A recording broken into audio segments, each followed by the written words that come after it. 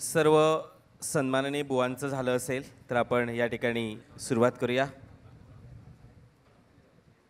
हरिभजना win काळ घालवू नको रे ही आमच्या भजनाची ताकद आहे. आणि आज या ठिकाणी या व्यासपीठाला असं स्वरूप आलेलं आहे. साधू संत येती घरात तोची दिवाळी दसरा.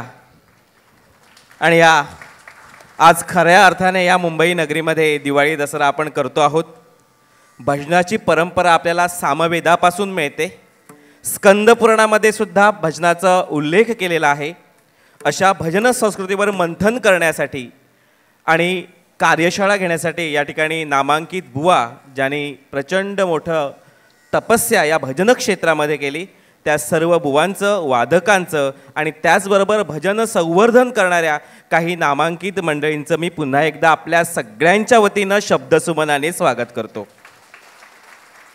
या ठिकाणी आहेत ज्येष्ठ भजनी बुवा सन्माननीय निवृत्ती चौधरी बुवा, त्यानंतर ज्येष्ठ भजनाकार सन्माननीय गोपीनाथ बागवे बुवा, सिंधुरत्न भजनाकार सन्माननीय चंद्रकांत केळुस्कर बुवा, ज्येष्ठ बालचंद्र केळुस्कर बुवा, सन्माननीय ज्येष्ठ भजनकार जे रागदारी गायनामध्ये ज्यांचं खूप मोठं नाव आहे ते सन्माननीय महादेव शाहबजकर बुवा, त्याचबरोबर सन्माननीय गायक आणि परीक्षक या दोन्ही भूमिकेतून ज्यांनी अनेक ठिकाणी परीक्षणं केली आणि उत्तम गायक आहेत, ज्यांनी मयूर गवळीसारखा दशावताराला एक उत्तम हार्मोनियम वादक दिला ते सन्माननीय प्रकाश चिलेबुवा, त्याचबरोबर ज्यांना आयडॉल म्हणून सिंधुदुर्गामध्ये ओळखलं जातं, ज्यांची वादक बघून अनेक नवोदित कलावंत तयार झाले ते सन्माननीय ज्ञानेश्वर माऊली सावंतबुवा ज्येष्ठ मृदुंगमणी, त्याचबरोबर ज्यांना ज्येष्ठ कलावंतांचा सहवास लाभला, ज्यांनी अनेक दिग्गज बुवांना साथसंगत केली, विशेष करून तबल्यावादनामध्ये ज्यांचं नाव अगदी आदरानं घेतलं जातं ते सन्माननीय प्रताप पाटील बुवा, त्याचबरोबर भजन समीक्षक, प्राध्यापक आणि कीर्तनकार अशा नानाविध क्षेत्रामध्ये ज्यांची मुसाफिरी सातत्याने चालू असते असे सन्माननीय प्रशांत धोंडबुवा, त्याचबरोबर नामांकित मंडळामधून ज्यांच्या मंडळाला अत्यंत मानाचं स्थान आहे आणि अनेक भजनी बुवा ज्यांच्या स्पर्धेमध्ये प्रथम क्रमांकाचं पारितोषिक मला मिळावं म्हणून सातत्याने झटत असतात असे विजय क्रीडा मंडळ भांडूपचे सन्माननीय संतोषजी कासले, त्याचबरोबर अनेक स्पर्धेच्या माध्यमातून ज्यांनी अनेक ठिकाणी नामांकित स्पर्धा गाजवल्या ते सन्माननीय कृष्णा राऊळबुवा आणि सिंधुदुर्ग मानधन समितीचे विद्यमान अध्यक्ष आणि भजनासाठी ज्यांनी 6-6, 8-8 किलोमीटर पायपीट केली आणि भजन संवर्धन आणि जतन केलं ते सन्माननीय कानडेबुवा या ठिकाणी उपस्थित आहेत. आपण सगळ्यांचं मनपूर्वक स्वागत करतो. सर्वांचं या ठिकाणी मी ओळख करून दिलेली आहे. खरं तर सन्माननीय बाळू थोरवे ज्येष्ठ तबलावादक, माफ करा हे या ठिकाणी आहेत, त्यांचे सुद्धा आपण एकदा जोरदार टाळ्या वाजवून त्यांचं सुद्धा आपण स्वागत करू. मी पुन्हा एकदा सगळ्या सन्माननीय बुवांचं मनपूर्वक स्वागत करतो. आणि खरं तर आपल्या परंपरेमध्ये गुरु शिष्यांना खूप मान आहे. गुरुर् ब्रह्मा गुरुर्विष्णू गुरुर्देव महेश्वरा गुरुर साक्षात परब्रह्म तस्मैसी गुरवे नमः. आणि त्यामुळे गुरु परंपरेचं नातं भजन संस्कृतीमध्ये खूप महत्त्वाचं असतं आणि देवाच्या आधी आम्ही गुरुला पुजतो, गुरुला भजतो. म्हणून मी विनंती करतो की सगळ्या सन्माननीय बुवांना आणि त्याचबरोबर काही मंडळातील सदस्यसुद्धा आहेत, कार्यकारी या ठिकाणी मंडळाचे काही पदाधिकारी आहेत, त्यांनासुद्धा मी विनंती करेन की तुम्ही कोणाचा आदर्श घेतला. मी या ठिकाणी सगळ्यात पहिलं विचारेन सन्माननीय निवृत्ती चौधरी बुवांना की आपण आपल्या गुरुला वंदन करून त्यांचं नाव सांगून कार्यक्रमाला म्हणजे प्रत्येकानं कृपया आपण नाव सांगावं. मी क्रमवारीत नाव घेतोय. मी सगळ्यात पहिलं विचारेन चौधरी बुवांना. सर्व रसिकांना नमस्कार. पंडित राम मराठेंकडं तब्बल 12 वर्षे शास्त्रीय संगीत, नाट्यसंगीत, ठुमरी वगैरेचं गायन शिकलो आणि रामदादा मेस्त्रीने मला भजनात ओढून आणलं. निवृत्ती, शास्त्रीय संगीत तुझं कोणी ऐकणार नाही. बरं, नुसतं शास्त्रीय संगीत गात नव्हतो तर मुंबई, पुणे, नाशिक, कोल्हापूर, सांगली, इचलकरंजी ह्या सगळ्या ठिकाणी मला पहिलं दुसरं बक्षीस ठेवलेलंच असायचं. तर हे असं असताना रामदादा मला काय म्हणाले, अरे निवृत्ती तू क्लासिकल गाशील पण ऐकणारे तुला कोण भेटणार आहे, मग तू आमच्याबरोबर भजनात ये. आणि अक्षरशः मला त्यांनी भजनात खेचून नेलं आणि तिथून जवळजवळ 60 वर्ष आता भजन करतोय. ही माझी ओळख. बुवा धन्यवाद. भजनाचा अर्थच मुळे असे सांगितलं जातो. भ म्हणजे भक्त, ज म्हणजे जप आणि न म्हणजे नमणं. भक्त जिथे जपतो नमतो तिथे होतं ते भजन. धन्यवाद बुवा. यानंतर मी सन्माननीय गोपीनाथ बागवे बुवा यांच्याकडे जाईन. बुवा आपल्या गुरूंचं नाव त्यांच्या चरणी आपण नतमस्तक व्हावं. हॅलो, मी 1958 साली गुरुवर्य अर्जुन तावडे बुवा मुंबईला भजन चालवायचे आणि नंतर ते 62 साली कायमचे गावी आले. त्यांच्या संगतीत मी भजनं करायचं. नंतर मुंबईला आल्यावर बेनेकर मास्तर यांच्याकडे मी क्लासिकलसाठी गेलो. तिथे 1.5 वर्ष शिकलो तिथे. त्याच्यानंतर अरुण काळशेकर यांच्याकडे परीक्षा दिल्या आणि नंतर मग मी स्वतः गाण्याचं कंपोजिशन जरा करायला लागलो आणि आता 60 वर्ष मी भजन क्षेत्रात आहे. धन्यवाद बुवा. यानंतर सन्माननीय भालचंद्र केळुसकर बुवा यांच्याकडे आपण जाणार आहोत. भालचंद्र केळुसकर बुवा हे जसं भजनामध्ये सुंदर अशा प्रकारचं कंपोजिशन करतात, तसंच तितकेच ताकदीनं ते दशावतार या लोकप्रिय कलेमध्ये सुद्धा त्यांचं खूप मोठं योगदान आहे. त्यांच्याबद्दल असं सांगितलं जातं किंवा त्यांचा घडलेला किस्सा आहे. पूर्वी आमचे दशावतारी कलावंत खटारे गाडीने प्रवास करायचे, ज्याला आपण बैलगाडी म्हणतो. आणि संध्याकाळच्या वेळी हा जो प्रवास चाललेला होता आणि त्या 2 बैलांमधला एक बैल पळाला आणि अशा वेळी त्या सगळ्या सामानासहित त्या बैलगाडीचं एक जू या बुवाने आपल्या माती घेतलं आणि त्यांनी प्रवास सुरू करून दशावतारी प्रयोग खऱ्या अर्थाने सिद्ध केला. भालचंद्र केळुसकर बुवा, आपल्याला विनंती आहे की आपण आपल्या गुरूंचा परिचय या ठिकाणी करून द्यावा. कमी ठेवा.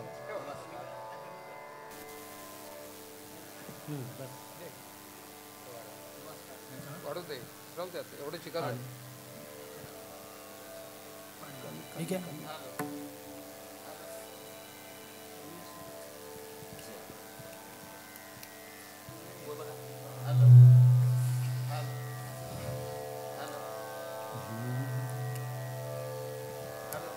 आवाज कमी करायचा.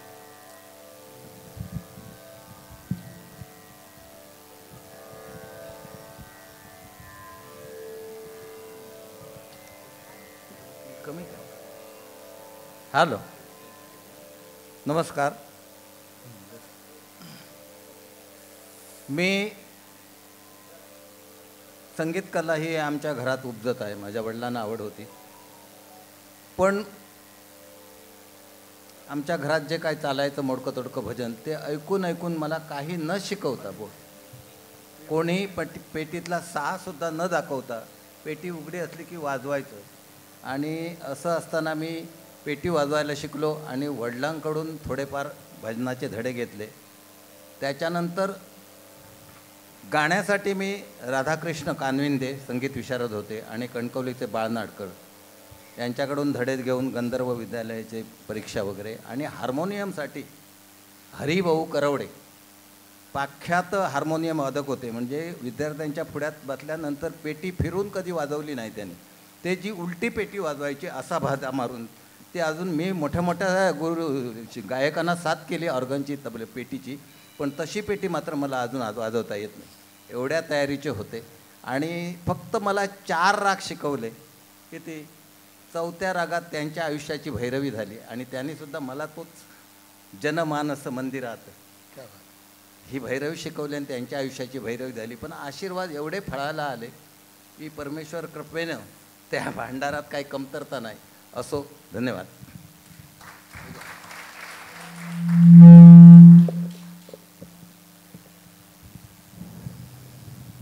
धन्यवाद बुवा.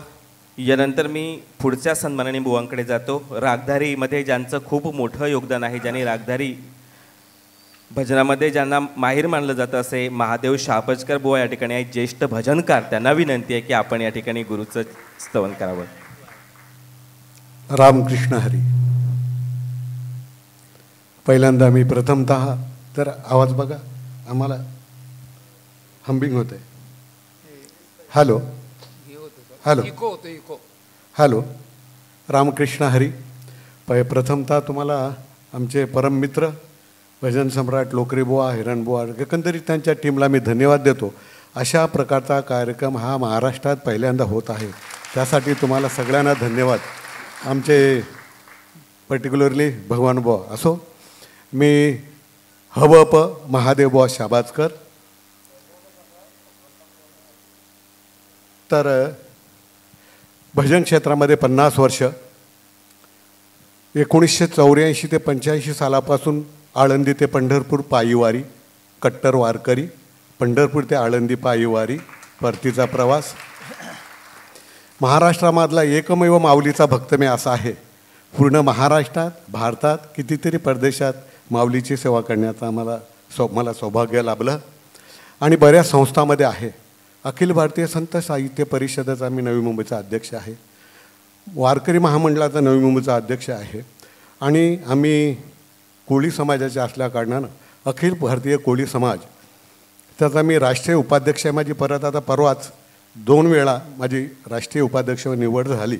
ह्या संस्थेचे अध्यक्ष आदरणीय माजी राष्ट्रपती रामनाथ कोविंद साहेब, त्यांचे आमचे फॅमिलीचे रिलेशन आणि ते अध्यक्ष होते, मी त्याचा आता उपाध्यक्ष आहे. हा योग मला ह्या निमित्ताने मला सांगावंसं वाटतं, भजन कलाकारांनी सामाजिक सेवा पण करायला पाहिजे. रामकृष्ण हरी. बुवा धन्यवाद. यानंतर मी सन्माननीय प्रकाश चिलेबुवा यांच्याकडे जाईन. एक मिनिट, माझं गुरूंची नावं राहिली, सॉरी. मी प्रथमचा भजन सम्राट शिवरामबुवा वळीकर यांचे शिष्य भोळानाथ कोळी, त्यांचे गुरु भजन सम्राट शिवरामबुवा वरळीकर, त्यांचे गुरु पंडित जयपूर घराण्याचे मनोहर पोद्दार मास्तर आणि त्याच्यानंतर कर्नाटकी संगीत, साऊथ इंडियन संगीत डॉक्टर पद्मनाभम यांच्याकडे शिकलो. रामकृष्ण. बुवा धन्यवाद. यानंतर मी चिलेबुवांना या ठिकाणी विनंती करतो की आपण आपल्या गुरुचरणी लीन व्हावं. हॅलो,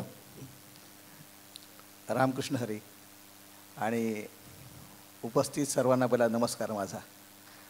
कारण काय माहिती आहे, ह्या ज्या व्यासपीठावर बसली सगळी जी मंडळी आहे त्यांचं बघून आम्ही भजन शिकलो आणि मला वाटतं थोडंसं जरी चांगलं काम केलं आपण कुठल्या क्षेत्रामध्ये तर आपण काय मिळू शकतो हे मी उदाहरण आहे. मी जास्त मोठं काम केलेलं नाही. आता हे काम केलेले मला वाटतं दिग्गज सगळे आहेत, म्हणजे त्यांची ओळख झालेली आहे. त्याच्यापुढे माझी ओळख काहीच नाही, फक्त तरीशिवाय एक फॉर्मॅलिटी म्हणून मी सांगतो.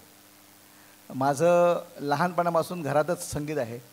माझे वडील भजनीबुवा, वडील काका, 2 काका, एक काका गायक, एक काका तबला वादक, वडील माझे गायक. तर वडील आणि काकाने गायन शिकवलं आणि एका काकाने तबला शिकवला, असा तो प्रवास चालू झाला. नंतर मी 8वीपासून आमचे केवस्कर बुवांना माहिती आहे, बाबी मिस्त्री आमची, त्यांच्याकडे मी वर्षभर शिकलो 8वी ते 9वी. नंतर त्याच्या पुढे थोडं शिक्षण बंद झालं कॉलेजच्या काळामध्ये आणि मी जो भजन क्षेत्राकडे वळलो. पहिला मी वादक होतो.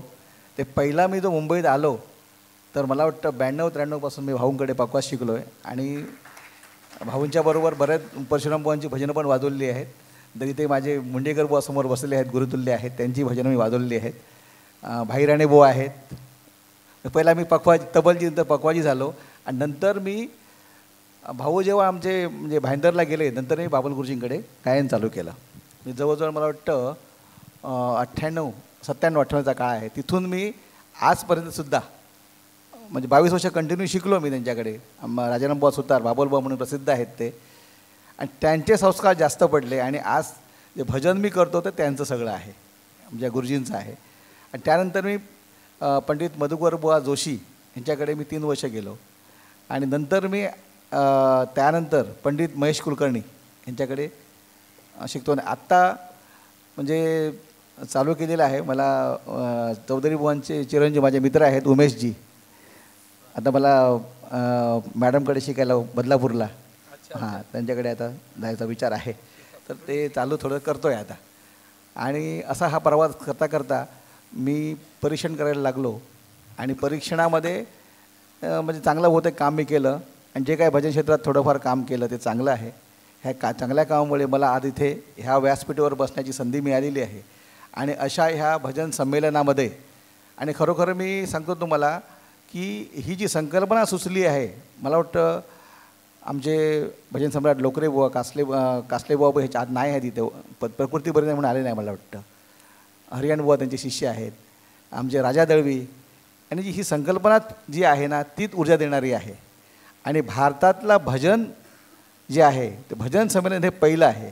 आणि ह्या भजन संमेलनातूनच आपलं पुढे भारतामध्ये अस्तित्व आपण दाखवू शकतो असं मला वाटतं. आणि सगळ्यात महत्त्वाचं हे जे आज भजन संमेलन भारतामध्ये झालेलं आहे आणि महाराष्ट्र हा भजनात समृद्ध आहे. कारण काल आम्ही बघितले जे तज्ज्ञ आले होते पण महाराष्ट्राचं भजन त्यांना कळलेलं नाही. हे फार म्हणजे जगामध्ये महाराष्ट्राचं भजन श्रीमंत आहे असं मला वाटतं. तर असं सांगून मी माझे 2 शब्द संपवतो. पुढे काय हॅलो, सन्माननीय सर्व बुवांना या ठिकाणी आधी मी अगदी आपली सगळ्यांची माफी मागतो. कृपया थोडक्यात परिचय देण्याचा प्रयत्न करा जेणेकरून आपल्याला अनेक प्रश्नांना या ठिकाणी स्पर्श करायचा आहे. विनंती आहे धोंडबुवा आपल्याला की आपण आपल्या गुरूंचं नाव या ठिकाणी सांगावं. मी प्रशांत धोंड, कुडाळ, सिंधुदुर्गमधून आलो आहे. मी एका शाळेचा प्राचार्य म्हणून निवृत्त आहे. माझा विषय शाळेतला वेगळा आहे, BSc BEd आहे मी. त्याचा संगीताशी काही संबंध नाही. पण मी संगीत विशारद केलं. गाणं, अभिनय, नाटक आणि भजन या क्षेत्रामध्ये सगळीकडे थोडं थोडं काम केलं. संगीत विषयाचे माझे गुरु राजन माडिये जे कुडाळला आहेत ते. कीर्तन हा विषय माझा महत्त्वाचा आहे. त्याची मी महाराष्ट्र, गोवा, कर्नाटक आणि इतर भागात 1000भर माझी आत्तापर्यंत कीर्तनं झाली असतील. तर याचे गुरु माझे श्रीराम झारापकर आहेत. अभिनय क्षेत्रामध्ये नंदू पाटील म्हणून जे आत्ता सिनेमामध्ये वगैरे काम करतात. म्हणजे थोडक्यात सांगायचं तर ठाकरे फिल्म जी आहे त्याच्यामध्ये प्रमोद महाजन माझा आहे. तर हे सगळ्या गोष्टीतून मी इथे बसण्याचं कारण एकच आहे की मी या भजन स्पर्धेचं 12 वर्ष परीक्षण केलं. जेव्हा भजनात उलटे टाळ वाजत होते तेव्हा मी परीक्षण करत होतो. म्हणजे तेव्हा तिथून वारकरीचे टाळच उलटे वाजायचे आणि ते सांगायला लागायचं त्यावेळी. आणि त्यावेळी परीक्षणाला बसायचो. 12 वर्ष परीक्षण केलं आणि त्याच्यावर काही संशोधन किंवा काही या ज्या गोष्टी आहेत त्या लिखाणाचं काम केलं. आणि त्याच्यातून मी आत्ता आमच्या जिल्ह्यामध्ये खूप चांगल्या किंवा आत्ता जी भजनं सादर झाली ती खूप उत्तम प्रकारे झाली. त्याच्यात सगळा जो बदल आता झालेला आहे तो त्यावेळी दिसत नव्हता. ज्यांचं परीक्षण केलं तेच माझ्यासोबत आत्ता इथे बसले आहेत. राहुल बुवा आहेत किंवा आमचे केळुसकर बुवा आहेत. यांची कमीत कमी मला वाटतं 10-15 वेळा तरी मी परीक्षणाला तिथे बसलेलो आहे. त्यामुळे या सगळ्या लोकांकडून मी काही घेतलं. मी त्यांना काही गोष्टी सांगितल्या त्या त्यानेसुद्धा ॲक्सेप्ट केल्या खूप मोठ्या मनाने. मोठी माणसं आहेत ही सगळी. तर या सगळ्यामध्ये फक्त जे चेंजेस मला आज भजनामध्ये दिसायला हवे होते ते दिसायला लागले. म्हणून आत्ता परीक्षण मी काही करत नाही. मी परीक्षण बंद केलेलं आहे.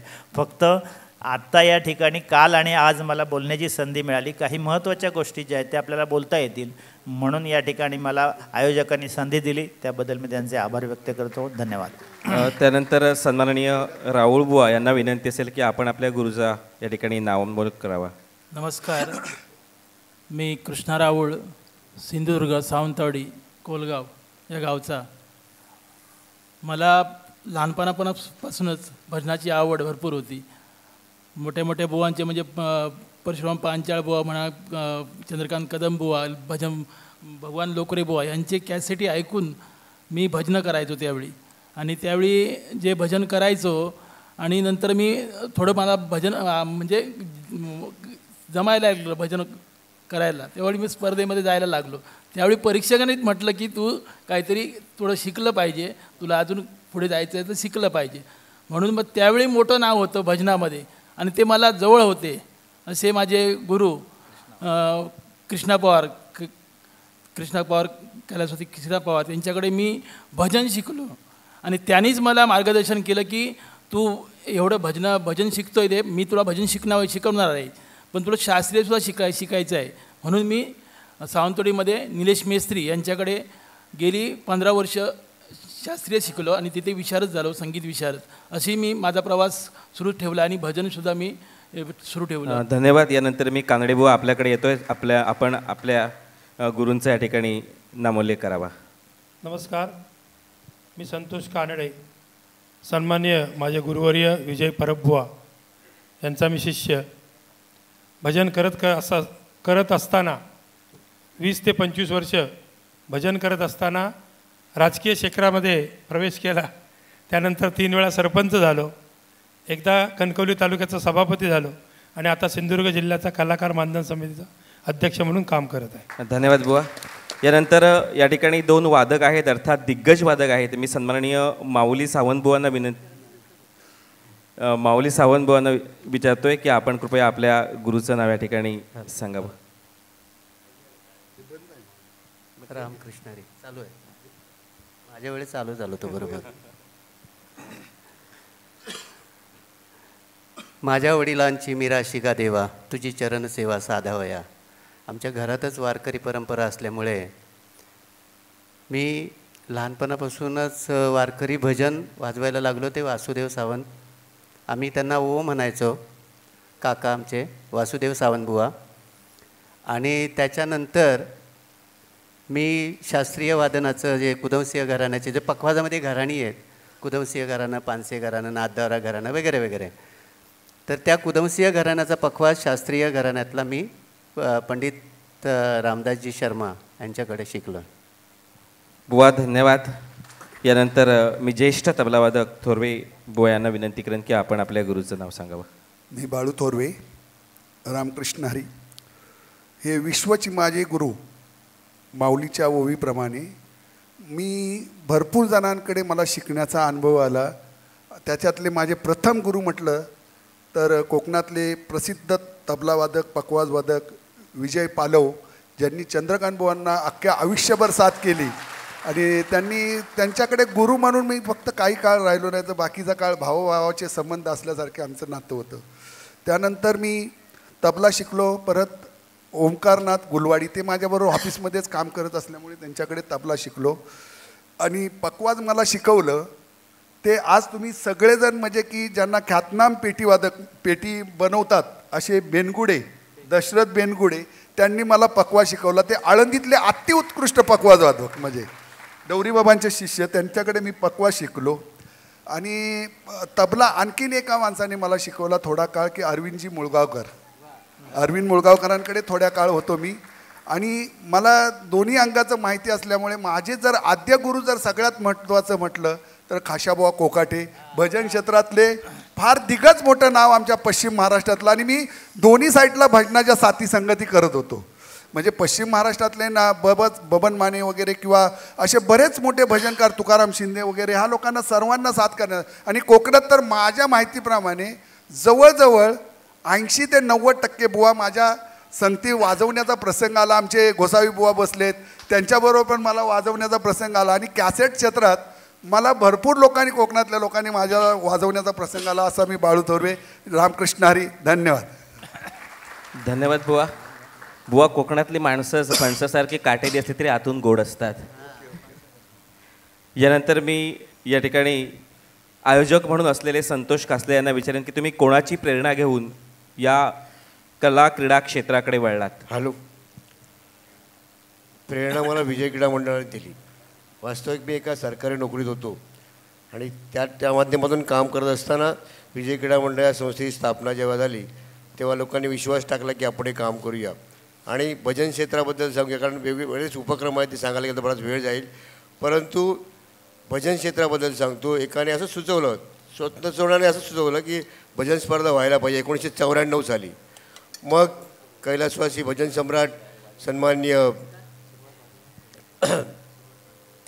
काशीराम परबुवा यांच्या मार्गदर्शनाच्या खाली आज ही स्पर्धा सुरू झाली.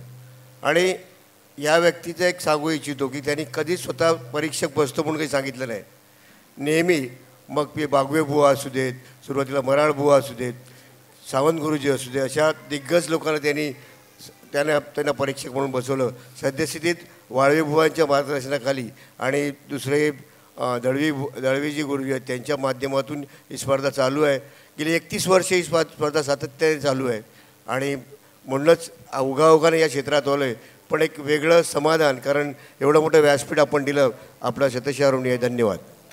सर्व सन्माननीय बुवा वादक, त्याचबरोबर या ठिकाणी सामाजिक मंडळातील कार्यकर्ता उपस्थित आहेत. या सगळ्यांचं गुरूंचं त्यांच्याकडून कोणती प्रेरणा मिळेल हे आपण घेतल्यानंतर या ठिकाणी अजून काही आहेत ज्यांची ओळख ते स्वतः सांगू शकत नाहीत, पण या ठिकाणी बुवा करून देतील. अर्थात आपण वादनाने, या रागधारी गायनाने, या भजनाची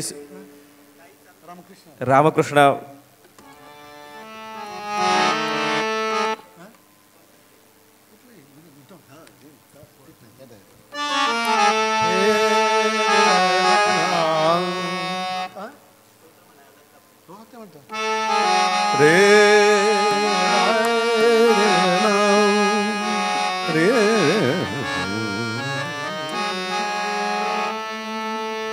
अलंकापुरी पुण्यभूमी पवित्र अलंकापुरी पुण्यभूमी पवित्र तेथे नांदतो ज्ञान राजा सुपात्र तेथे नांदतो ज्ञान राजा सुपात्र तया ठविता महापुण्य राशी तया ठविता महापुण्य राशी नमस्कार माझा श्री सद्गुरु ज्ञानेश्वर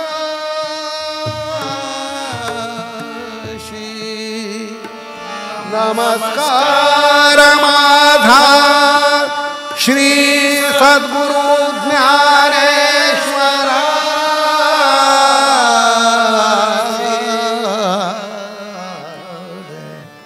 पुंडलिक वरदे हरी विठ्ठल श्री ज्ञानदेव तुका श्री पंढरीनाथ भगवान जगद्गुरु संत तुकाराम माऊली ज्ञानेश्वर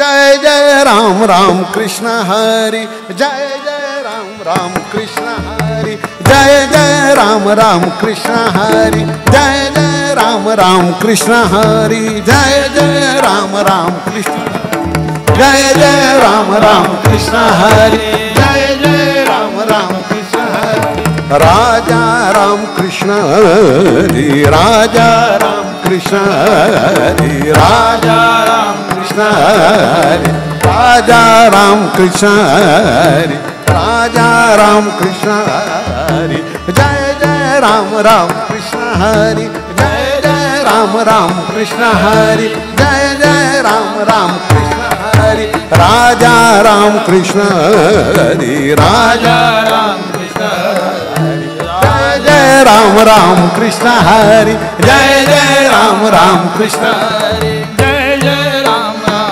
हरि जय जय राम कृष्ण हरि जय जय राम कृष्ण हरि जय जय राम कृष्ण हरि जय जय राम कृष्ण हरि जय जय राम कृष्ण हरि राजा राम कृष्ण हरि राजा राम कृष्ण हरि राजा राम राजा राम कृष्ण हरि राजा राम कृष्ण हरि जय जय राम कृष्ण हरि जय जय राम कृष्ण हरि जय जय राम कृष्ण हरि दिन दिन नाटक धुन्ना कथा दिन दिन नाटक जय जय राम कृष्ण हरि जय जय राम कृष्ण हरि जय जय राम कृष्ण हरि जय जय राम कृष्ण हरि जय जय जय जय जय राम कृष्ण हरि जय जय जय जय जय राम जय जय राम कृष्ण हरि जय जय राम कृष्ण हरि जय जय जय जय राम जय जय जय जय जय राम कृष्ण हरि जय जय राम कृष्ण हरि जय जय राम कृष्ण हरि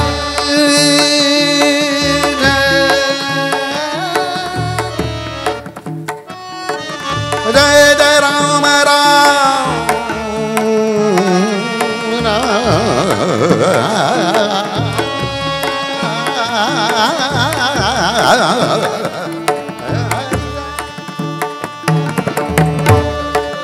जय जय राम जय जय जय जय राम जय जय जय जय जय जय राम राम कृष्ण हरी जय जय राम कृष्ण हरी जय जय राम राजा राम राम कृष्ण हरी राजा राम राम कृष्ण हरी राजा राम कृष्ण हरी राजा राम कृष्ण हरी राजा राम जय जय राम कृष्ण हरि जय जय राम कृष्ण हरि जय जय राम जय जय राम जय जय राम कृष्ण हरी. हॅलो, धन्यवाद माऊली. खरंच खूप सुंदर अशा प्रकारचं सादरीकरण केलं. आपण एकदा जोरदार टाळ्या वाजूया सगळ्या बुवांसाठी. बुवा, या ठिकाणी सन्माननीय चौधरी बुवांना मी पहिला प्रश्न विचारू इच्छितो. बुवा, तुम्ही 1956 पासून या भजन संस्कृतीमध्ये आहात. काय बदल वाटतोय भजन, त्यावेळची भजनं आणि आता तुम्ही या ठिकाणी स्पर्धा बघितली, काय फरक जाणवतोय का? एवढा फरक पडलाय की त्या काळात आम्हाला आश्चर्य वाटायचं की माझे वडील पण भजन करायचे, पण तेव्हाची भजनं कशी, रूप पाहता लोचनी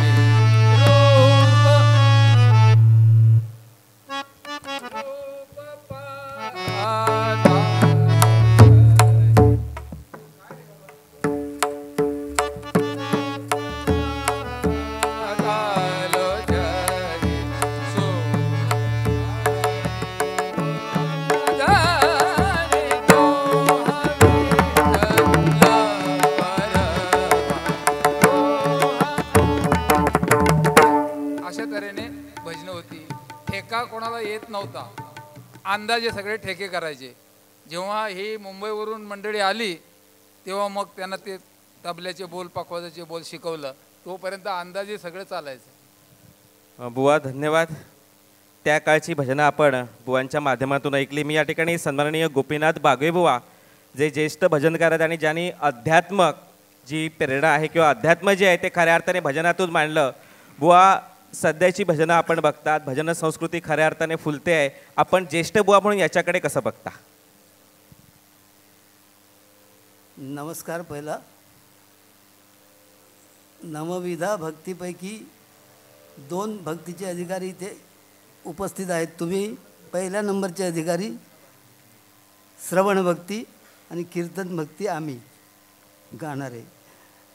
तर त्यावेळी ज्यावेळी भजन असायचं त्यावेळी स्वराला आवाज लागला तरी व्हावा, नाही लागला तरी व्हावा, आणि तासभर भजन केलं, जीव मारून तासभर भजन केलं तरी समोर ते घराला बर्गे असायचे, आपण मालून त्याला बर्गे म्हणतो, त्याच्याला ते म्हातारे लोक टेकून असायचे. एवढं 1 तास भजन झाल्यावर ते सांगायचे, बाबू आता एक बरा असा म्हणा. म्हणजे एवढं भजन केलं ते समजलं नाही तर नाहीच काय. तर अशी त्यावेळची परिस्थिती होती. नंतर आस्ते आस्ते सुधारत गेल्याच्या नंतर, मुंबईला आल्याच्या नंतर त्याच्यात सुधारणा झाली. आणि आता तर प्रत्येक म्हणजे एवढे बुवा झाले आहेत की सहज खडा टाकला तर बुवाला लागेल, एवढे बुवा झालेले आहेत. तर आता तर भयंकरच सुधारणा झालेली आहे. बुवा, धन्यवाद. यानंतर मी सन्माननीय केळुसकर बुवा यांच्याकडे येऊ इच्छितो. बुवा, आपण या भजन क्षेत्रामध्ये खूप काळ या ठिकाणी आपण राहिलेला आहात. आपण अनेक ठिकाणी भजन स्पर्धेला सुद्धा स्पर्धक म्हणून गेलेला आहात. तुमच्या काळचं म्हणजे तुमच्या भूतकाळामधले भजन आणि आता सद्यस्थितीतलं भजन यामध्ये तुम्हाला भजनकार म्हणून काय फरक दिसतोय का? काय आहे, हॅलो, कालायतस्मै नाही, काळाप्रमाणे सगळ्या गोष्टी बदलत जातात आणि ते बदलल्याच पाहिजेत. माणूस हा कसा आहे की गरज ही शोधाची जननी आहे. तेव्हा माणूस हा जे काय करतो त्याच्यात तो शिकतच जातो. त्याची शिकण्याची, त्याच्यासाठी गुरु पाहिजे असं काही नाही, त्याची शिकण्याची प्रवृत्ती असते. तो ज्यावेळी ऐकतो 4 लोकांचं त्यावेळी त्याला वाटत असतं, अरे हे काहीतरी चांगलं आहे, आपण तसं केलं पाहिजे, ते काहीतरी चांगलं आहे, तसं केलं पाहिजे. पूर्वीचा काळ म्हणजे कसा होता, आता मला साधारण समजायला लागलं होतं. माझ्या आजोबा भजन करायचे त्यावेळी त्यांच्याकडे माडाची नाळ होती, माडाच्या खोडाची, दोन्ही तोंड सारखीच, कशी वाजवा. आणि ह्यांनी म्हटलं आता बागवेबुवांनी तसं सगळे वयस्कर म्हणून जे म्हातारे होते ना ते धावत यायचे आणि भिंतीला टेकून बसायचे आणि भजन सुरू झालं की झोप काढायचे. गाणं संपलं की त्यांना जाग यायची. जाग आले की ते म्हणायचे वा हे मात्र छान झालं, ऐकायला होते जागे. ही परिस्थिती होती, पण ती परिस्थिती राहत नाही ना. आता बघा पूर्वी काय कॅसेट होती, त्याच्यानंतर टेप रेकॉर्ड आले, CD पेड आले, आता काय मोबाईल सगळे वाटोळच करून टाकलं मोबाईलने. जितकी सुधारणा आहे तितकी अधोगती आहे. आणि भजनाच्या बाबतीत म्हणायचं की आता सुधारणा खूप आहे. काय आहे, क्वांटिटी खूप वाढली, क्वालिटीचा प्रश्न आहे, तो सुधारायला पाहिजे. धन्यवाद. सुधारायला पाहिजे. स्पष्ट वक्ते बुवा म्हणून केळुसकर बुवा सुप्रसिद्ध आहेत. बोलायचं ते तोंडावर बोलायचं बुवा. धन्यवाद. यानंतर मी सन्माननीय शहाबाजकर बुवांकडे येतोय. ज्येष्ठ भजनकार आहेत आणि रागधारीमध्ये त्यांची खूप मोठी मास्टर आहे. या ठिकाणी बुवा मी तुम्हाला प्रश्न असा इच्छितो की भजनामध्ये कशा प्रकारचं सादरीकरण अपेक्षित असतं? भजनाला पण एक परंपरा आहे, संप्रदाय परंपरा आहे. काय त्याचे नियम म्हटल्यापेक्षा एक आंतरिक संकेत असतात. त्याप्रमाणे भजन व्हावं अशी अपेक्षा आहे. म्हणजे सुरुवातीला जय जय म्हणजे श्लोक असावा, जय जय रामकृष्ण असावं, रूपाचं असावं, पांडुरंगाच्या रूपाचं. नंतर पांडुरंगाच्या ध्यानाचं दर्शन व्हावं, ही आमची परंपरा. मी कट्टर वारकरी असल्या कारणाने मी हेच सांगेन, भजनपरा अगाध अफाट साता समुद्रापलीकडे नेऊनसुद्धा ते कुठेही गेली तरी ह्याने. पण एक तुम्हाला सांगू इच्छितो, कोकणामध्ये जे जतन केलं जातं, आता बुवानी सांगितलं, केळुसकर बुवानी, की बरीच पिढी याच्यामध्ये येत आहे आता.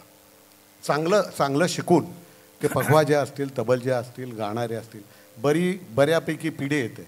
नेत्याने हेच की भजन हे भजन आहे, नामस्मरण आहे. अंतःकरणाला आपल्या जेव्हा भिडेल तेव्हा समोरच्याला दिसतं अंतःकरणाला भिडेल असं भजन असो. आर्ततेने केलेलं भजन ते आर्ततेने समोरच्याला कळलं पाहिजे, त्याला भजन म्हणतात. बुवा धन्यवाद. खूप छान आपण या ठिकाणी भजनाची व्याख्या केलीत आणि ती रसिकांपर्यंत पोचली आणि म्हणून टाळ्यांचा उदंड प्रतिसाद तुमच्या उत्तराला आला. खरंच धन्यवाद. यानंतर मी जाईन चिलेबुवांकडे. चिलेबुवा, आपण सुद्धा अनेक शिष्य घडवलेले आहात, आपण एक परीक्षक म्हणून सुद्धा कामगिरी बजावलेली आहे. तुम्ही या भजनाकडे आता कसं बघताय? माझा भजनाचा प्रवास थोडा उशिरा झाला, म्हणजे या मान्यवरांच्या नंतर. त्या माझा जरा उलटा हे अनुभव आहे की माझ्या घरात माझे काका जे आहेत ते अभिषेकी बुवांचे शिष्य होते. त्यामुळे माझ्या घरात जी मैफिल त्याला येते त्याच्यात वेगळं स्वरेल अशी मैफिल होती ती. आणि नंतरच्या काळात मी जे भजन आता पाहतोय आता, ते थोडंसं मला म्हणजे प्रगतीपेक्षा भजनात कोकणात थोडी स्वरांचं थोडंसं लोक लक्ष कमी येतात असं वाटतं मला. पण ते झालं ह्याचं म्हणजे शास्त्रीय संगीत वगैरे ह्या गोष्टीत झालं. पण सगळ्यात महत्त्वाचं की कोकणातला जो गणेशोत्सव आहे, त्या गणेशोत्सवाने, त्या उत्सवाने हे भजनी मंडळ सगळे मंडळ आणि कलाकार उभे केलेले आहेत आमचे. तर ती कोकणाची परंपरा आहे. आणि भजन बऱ्याच प्रकारचे, वारकरी वेगळं आहे, प्रासादिक भजन वेगळं आहे, रामदासी भजन वेगवेगळ्या प्रकारचे भजन आहेत. त्या प्रकारे आम्ही जी भजन परंपरा चालू केलेली आहे ती वारकरी भजन परंपरेपर्यंत आलेली असल्यामुळे आम्हाला काही नियम पाळणं आवश्यक आहे. आता कसं आहे की थोडं मी विस्ताराने बोलतो, की मला पटकन बोलता येत नाही, हा माझा प्रॉब्लेम आहे. तुम्हाला इंटरव्ह्यूच्या वेळी माहिती आहे काय ते.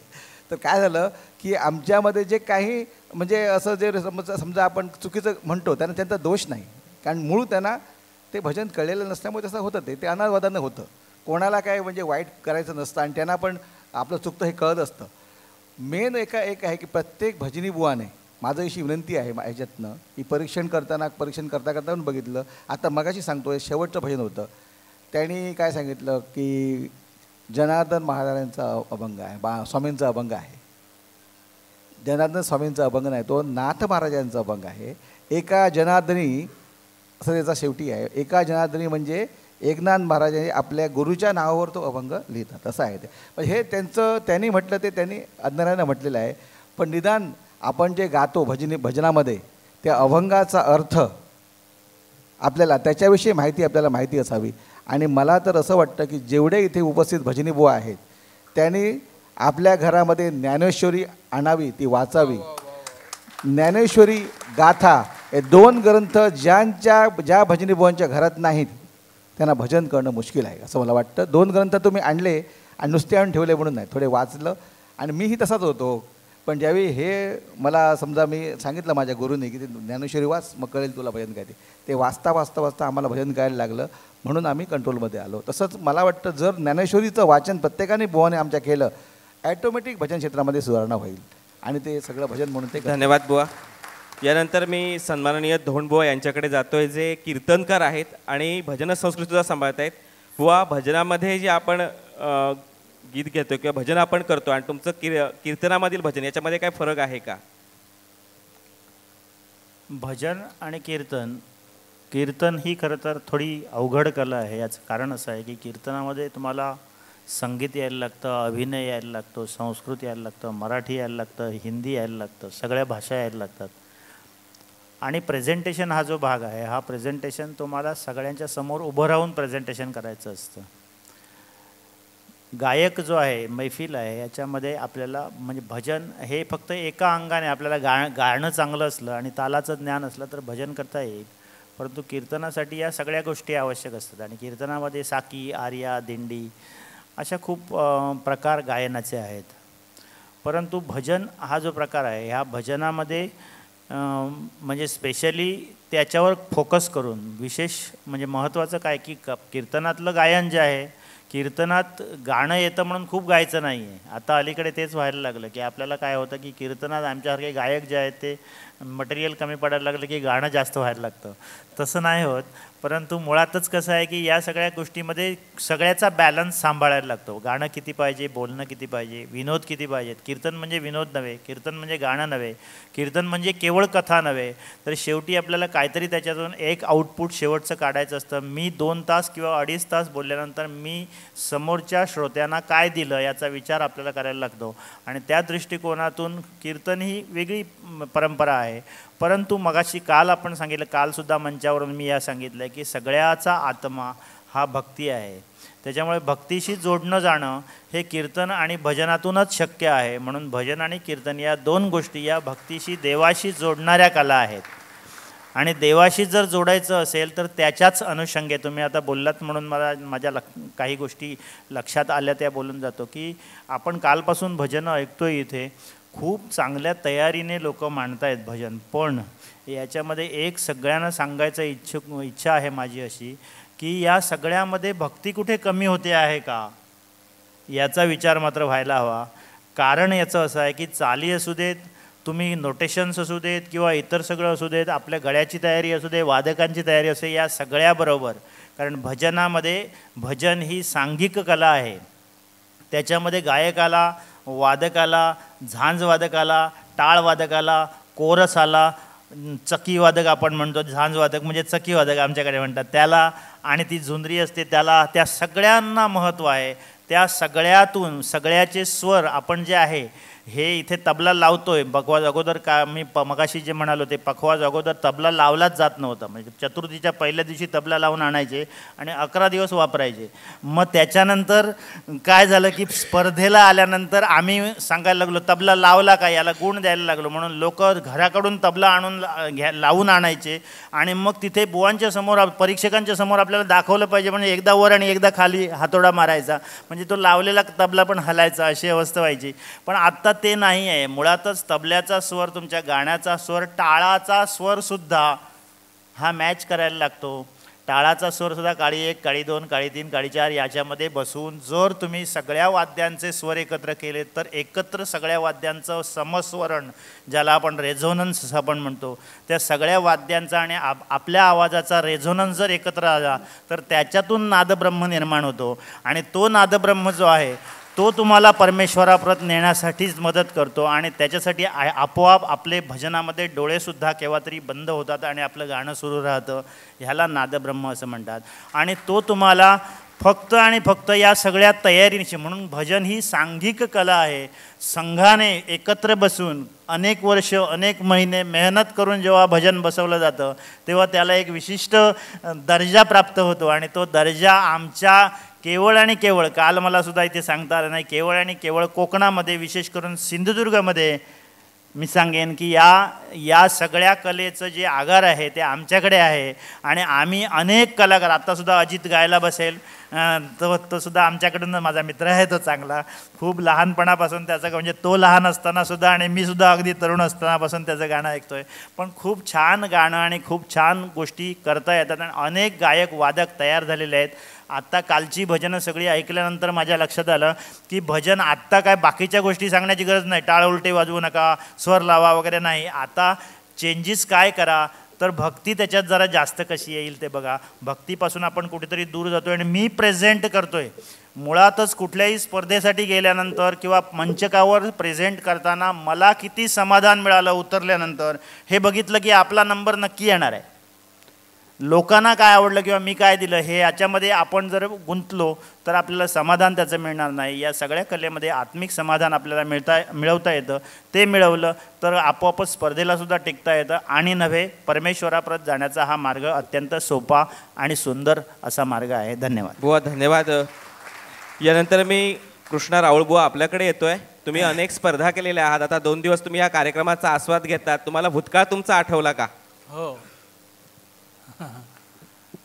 बरीच वर्ष स्पर्धेमध्ये मी भाग घेतला आणि बरीच वर्ष स्पर्धा म्हणजे राज्यस्तरापर्यंत आम्ही म्हणजे भाग घेऊन प्रथम क्रमांकाची मी पारितोषिक मिळवली. आणि काही वेळा कसं झालं आहे की जे परीक्षक असतात त्या ठिकाणी चांगलं भजन करूनसुद्धा मला डावलण्यात येतं. कारण काही कल्पना नाही या गोष्टीची, कारण त्यांना कितपत कळतं हेही मला समजलं नाही.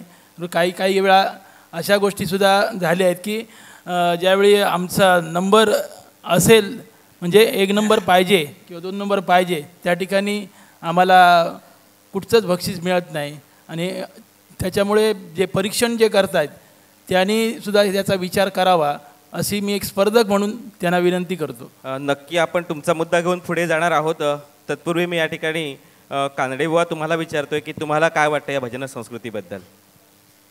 हे सर्व बसलेले दिग्गज कलाकार आहेत आणि त्याच्यामध्ये मी छोटा कलाकार स्टेजवरती आहे. हे फक्त भजनामुळेच घडलेलं आहे. धन्यवाद. भजन म्हणून ही तरुण पिढी बसलेली आहे. यांना मी एवढंच सांगू इच्छितो की मी लहान असून सुद्धा माझ्याकडे गायन किती आहे, शास्त्र किती आहे, यापेक्षा मला जो आहे तो मान सन्मान मिळाला आहे हा केवळ आणि केवळ भजनामुळे मिळालेला आहे. धन्यवाद बुवा. यानंतर आपण या ठिकाणी जातो आहोत ते सन्माननीय थोरवे बुवा आपल्याकडे मी येतोय. आपण अनेक ज्येष्ठ कलाकारांना, ज्येष्ठ बुवांना आपण साथसंगत केलेली आहात. तो स्वर्गीय साक्षात्कार नेमका कसा होता? पहिल्यांदा आधी मुळात सांगायचं म्हटलं तर जसा गाण्यामध्ये भावनाप्रधान गायकी असते तसं वाजवण्यामध्ये पण भावनाप्रधान वाजवावं हे सगळ्यांना माझी एक नम्रतेची वाजवणाऱ्यांना विनंती आहे. आणि दुसरा मुद्दा जो आहे वाजवण्याचा, आता कोकणातल्या पहिल्या परंपरेतलं मी वाजवणं सांगतो तुम्हाला. एक 20 ते 25 वर्षापूर्वी कोकणात तबला आणि पकवाज ह्याचं कॉम्बिनेशन असं वाजायचं की पकवाजवाले आहे ना जनरली सरपट वाजवायचे, 10 तिरकडतक 10 तिरकडतक 10 तिरकड 10 तिरकड. आणि त्याच्याबरोबर आहे ना तबल्यावाले ह्यांचं कॉम्बिनेशन काय असायचं, धातीन दाडा नातीन दाडा. अरे धातीन दाडा ही लगी आणि हे सरपट ह्याचं कुठेच काही मॅच होत नाहीत.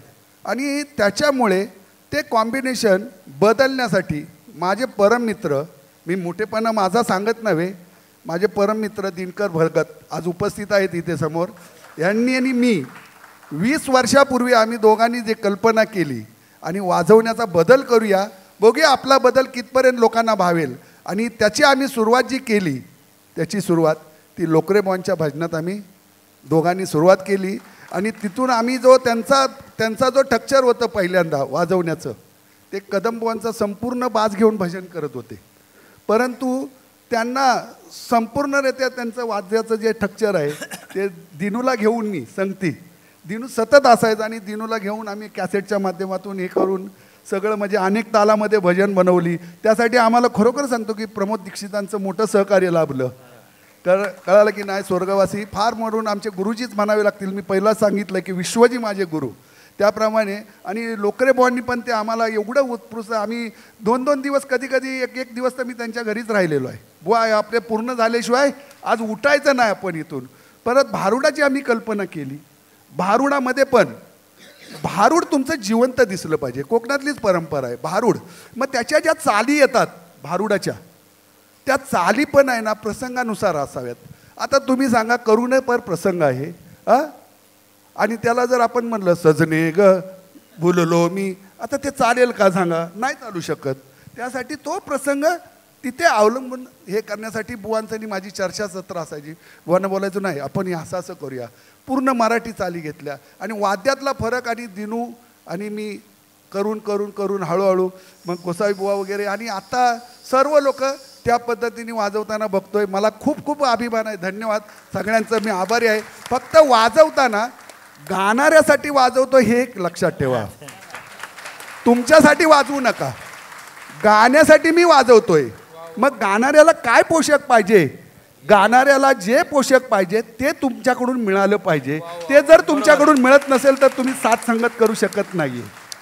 एक मी वनिता समाजचा किस्सा सांगतो तुम्हाला आवर्जून. मोठ्या माणसाचा किस्सा आहे की आज आपण त्याला तबला क्षेत्रातले देव म्हणतो आणि खरोखरच ते देव आहेत असे स्वर्गवासी जाकीरबाई, की ज्यांचं नाव घेतलं तरी आपल्या अंगावर काटा येतो, असे एवढे मोठे जगतविख्यात तबला वाजक. त्यांनी वनिता समाजला, मी स्वतः कार्यक्रमाला हजर होतो, त्यांनी 2.5 तास सोलो असा वाजवला की तुम्ही म्हणजे म्हणतात ना लहाया फुटतात अशा. आणि क्लिअर कट कुठलाही शब्द तुम्हाला त्यांचा आंधळा न दिसणार. आणि जवानीच्या काळात आणि त्यानंतर ते किशोरीताईंच्या साथीला बसले आणि विलंबित एक ताल चालला होता. विलंबित एक ताल प्रत्येक वेळेला ताई त्यांना अशा करायच्या, किशोरीताई. आणि झाकीरबाई पण तेवढ्याच स्वीकारतेने असे करून ते एक्सेप्ट करायचे. म्हणजे एवढा मोठा कलाकार पण साथीला बसल्यानंतर ते एक्सेप्ट करू शकतो, तर आपल्यासारख्याची काय घर. पण आत्ताचे वादक आहेत ना त्यांना थोडं जरी काय वेगळं वाटलं, कारण का तर ते बरेचदा वाजवतात ते स्वतःसाठी वाजवतात, गाणाऱ्यासाठी वाजवत नाही. ही माझी खंत आहे. मला वाटते गोसावी बुवा बरोबर आहे का? कळालं की नाही? तर साथीसाठी वाजवा, गाण्यासाठी वाजवा आणि गोड वाटेल. गाणं कसं भरून दिसलं पाहिजे बाबा. तो करुणापर गातोय किंवा भावना म्हणजे उपदेशपर गातोय, तर उपदेशपर चाललंय तर त्याला कसं वाजवलं पाहिजे, कुठली लगेच सूट झाली पाहिजे, कसं वाजवलं पाहिजे हे न बघता तुझं जे आहे ते मटेरियल संपेपर्यंत तू वाजवत बसला तर कसं चालेल.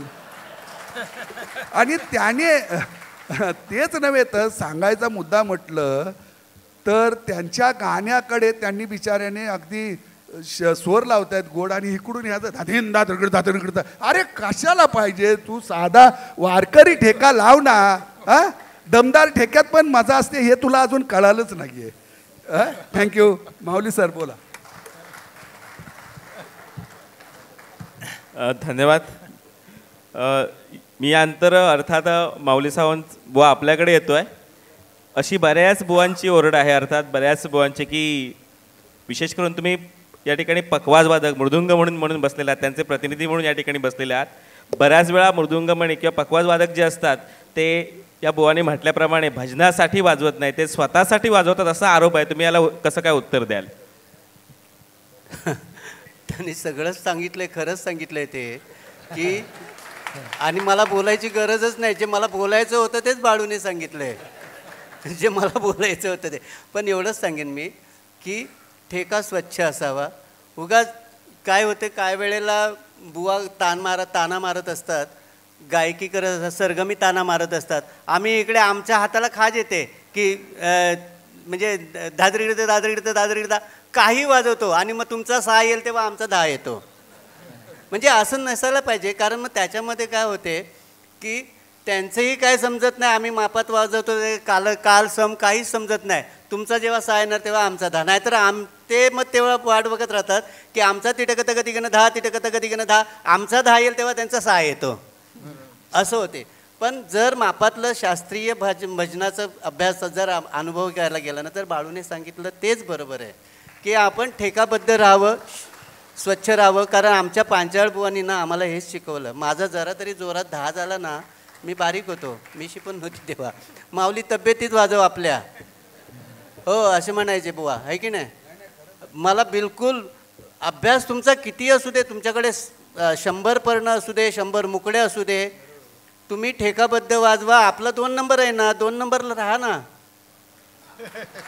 हो, पण ना मी आता एक नवीन फक्त थोडा विषयांतर, फक्त थोडासा, की एक वादकांनी एक ट्रेन वाजले वादकांना मी मानतो, बुवा खाली बसतो आणि वादक वरती बसतो. पण हे एक वादकांमध्ये चांगलं झालं असं काय विचारायचं. धन्यवाद बुवा. यानंतर मी पुनश्च एकदा मगाशी एक विषय या ठिकाणी कृष्णा राऊळ बुवानी या ठिकाणी व्यक्त केला. अर्थात मी पुन्हा एकदा चौधरी बुवा आपल्याकडे येतोय. मी असं ऐकलं आहे की आपण 12 मिनिटाच्या भजन स्पर्धेला परीक्षण केलेलं आहात. अगदी 12 मिनिटं होती त्या भजन स्पर्धेला आणि त्याचं परीक्षण चौधरी बुवानी केलेलं आहे आणि त्यांची जवळपास 12 विद्यार्थी त्या स्पर्धेमध्ये 17 विद्यार्थी त्या स्पर्धेमध्ये सहभागी झालेले होते आणि त्यांनी म्हणजे परीक्षक कसा असला पाहिजे, ती काटेरी खुर्ची कशी सांभाळली पाहिजे याचं तोलमाप करून त्याने आपल्या एकाही विद्यार्थ्याला नंबर न देता इतर विद्यार्थ्यांना नंबर दिले आणि परीक्षकातल्या मोठेपणा दाखवला. बुवा या ठिकाणी असं सांगतो, मुलुंडला भजनाच्या स्पर्धा होत्या. भूमानंद बोगम आकाशवाणीचे कलाकार आणि मी पण आकाशवाणीचे कलाकार, आम्ही दोघे परीक्षक होतो. माझे जवळजवळ 12 भजनी मंडळं आणि मुंबईची 12-15 भजनी मंडळं होती. त्यात मारुतीबुवा बागडेंचा एक शिष्य सुंदर गायला, माझाही चांगला पोरगा गायला, नाही असं नाही. पण त्याच्यामध्ये फरक काय असा होता की माझा विद्यार्थी पेटी घेऊन गायला आणि त्याने नुसतं डफलीवर गायलं होतं. त्याने नुसत्या डफलीवर गाणं सर्वात अवघड. पेटीचा आसरा मिळतो तुम्हाला आणि डफलीवर जो गातो ना तो खऱ्या अर्थाने मी सांगतो तो लायक आहे त्या याच्या कलाकार म्हणून. कारण का आम्हाला शिक्षण मिळालं असे पेटी घेऊन नाही शिक्षण मिळालं, तानपुऱ्यावरच शिक्षण मिळालं. कारण हे पेटी घेऊन येतो ते शिक्षणच नाही. मी म्हणतो की ते जेव्हा तुम्हाला स्वतः 12 सूर इथं काढता येतील तेव्हा तुम्ही कलाकार झाले. काहीही संदर्भ नसताना नुसता सा लावून तुम्ही 12 सूर लावून दाखवा, तुम्ही कलाकार झाले. मी सांगतो हां, ही तुमची खरी कसोटी असते. आणि आकाशवाणीवर फक्त 3 मिनटं तुमचं ऐकतात, नाही तर धन्यवाद बोलतात निघून जा. तर ह्या सगळ्या गोष्टी अनुभवातून मी बाहेर आलो आहे. तर त्यावेळी माझी मंडळी माझ्यावर जाम रागावली, आमच्या पोराला बक्षीस नाही दिलं, तुम्ही दुसऱ्याला बक्षीस दिलं. मी सांगितलं या खुर्चीत एकदा बसलो मी तुमचा नाही. हां, मी परीक्षक नाही. हे अशी दुसरी एक घटना सांगू. इथं चेंबूर नाही चुनाभट्टीला मी आणि प्रमोद दीक्षित परीक्षक होतो. झालं, भजनी स्पर्धा झाल्या व्यवस्थित. आम्ही 1 नंबर काढला, त्यांच्याकडे दिला. तिथलं शिवसेनेचा कोण मुख्य प्रमुख आला, हां, मला म्हणतो कोणाला बक्षीस दिलं दाखवा. मग आम्ही त्यांच्याकडे दिलं. बक्षीस दाखवल्यानंतर ह्याला कशाला बक्षीस दिलं. मला असा राग आला, तुम्हाला सांगतो. प्रमोदला बोललो हे पाकिट पण तुझं ठेव आणि हे कोणाला बक्षीस द्यायचं द्या, मी सही करून निघून जातो, मला तुमचं बक्षीस पण नको. काय झालं, आपण दुसऱ्यावर जेव्हा अन्याय करतो. आता दुसरी एक तुम्हाला गोष्ट सांगतो की पंढरपूरला लाईन असते आणि तुम्ही बिना लाईनने ओळखीने तुम्ही पुढे जाता तेव्हा त्यांच्यावर अन्याय होतो. तुम्हाला जर हे कळत नसेल तर तुम्हाला पांडुरंग आयुष्यात भेटणारच नाही. खरं मी सांगतो की तुमच्यावर पैसा आहे म्हणून तुम्ही त्या आधी लाईनला जाता, म्हणजे हे चुकीच्या गोष्टी आहेत. तसंच या भजनामध्ये पण जर मी एखादा चांगला गायला आणि त्याला जर डावलला तर तो पाप मला लागेल. त्यामुळं मी तो असा निर्णय करून मोकळा झालो. धन्यवाद बुवा. यानंतर मी जो आरोप या ठिकाणी कृष्णा राऊळ बुवानी केलेला होता, विशेष करून परीक्षणाच्या बाबतीमध्ये, की आम्ही खूप चांगली सादरीकरण करतो पण दुर्दैवाने आमचा नंबर येत नाही. या ठिकाणी जवळपास 12 वर्ष ज्यांनी परीक्षण केलं त्या सन्माननीय धोंडबुवांना मी विनंती करतो की ह्या आरोपाला तुम्ही कसं उत्तर देताय. कृष्णाबुवांनी प्रश्न विचारला त्याच वेळी माझ्या डोक्यात, कारण ह्या विषयावर मी खूप वेळा बोललेलो आहे. मी इथे ही कार्यशाळा आजची जी आहे याच्यामध्ये सुद्धा म्हणजे कार्यशाळा आहे असं जेव्हा कळलं मला तेव्हासुद्धा राजा दळवीनं एकदा असं म्हणालं होतं की परीक्षकांची एक कार्यशाळा व्हायला हवी. बरोबर आहे. म्हणजे जसं भजनाची कार्यशाळा आहे तशी परीक्षकांची एक कार्यशाळा व्हायला हवी. याचं कारण असं आहे की जर एखाद्या कृष्णा राऊळ बुवानी जे सांगितलं, जर एखाद्या स्पर्धेमध्ये एका भजनाचा 1 नंबर येतोय आणि दुसऱ्या त्याच गावातल्या किंवा दुसऱ्या गावातल्या स्पर्धेमध्ये तोच स्पर्धक उत्तेजनार्थ जातोय, तर याचा अर्थ तो एक तर भजनवाला जो आहे त्याचं काहीतरी चुकतंय की परीक्षेला बसले त्यांचं काहीतरी चुकतंय. माझं असं म्हणणं आहे की परीक्षण ह्याच्यामध्ये दोष नाही आहे, याला व्यक्तिभिन्नता असं म्हणतात, ह्याला व्यक्तिदोष म्हणत नाहीत, ह्याला व्यक्तिभिन्नता म्हणतात. मी ज्या अँगलने बघतो आहे तेच दुसरा परीक्षक त्या अँगलने बघत नाही आणि म्हणून तो स्पर्धेत टिकत नाही. तुम्हाला थोडं थांबवतो. असंच माझ्या वेळेला नाशिकला झालं. नाशिकला मी स्पर्धेला गेलो शास्त्रीय गायनाच्या. तेव्हा तुम्हाला सांगतो श्रीकृष्ण दळवी ठाण्याचे कदाचित माहीत असतील जुन्या लोकांना, ते त्या ठिकाणी परीक्षक होते. हां, तर मी माझ्या तयारीने गायलो पूर्ण.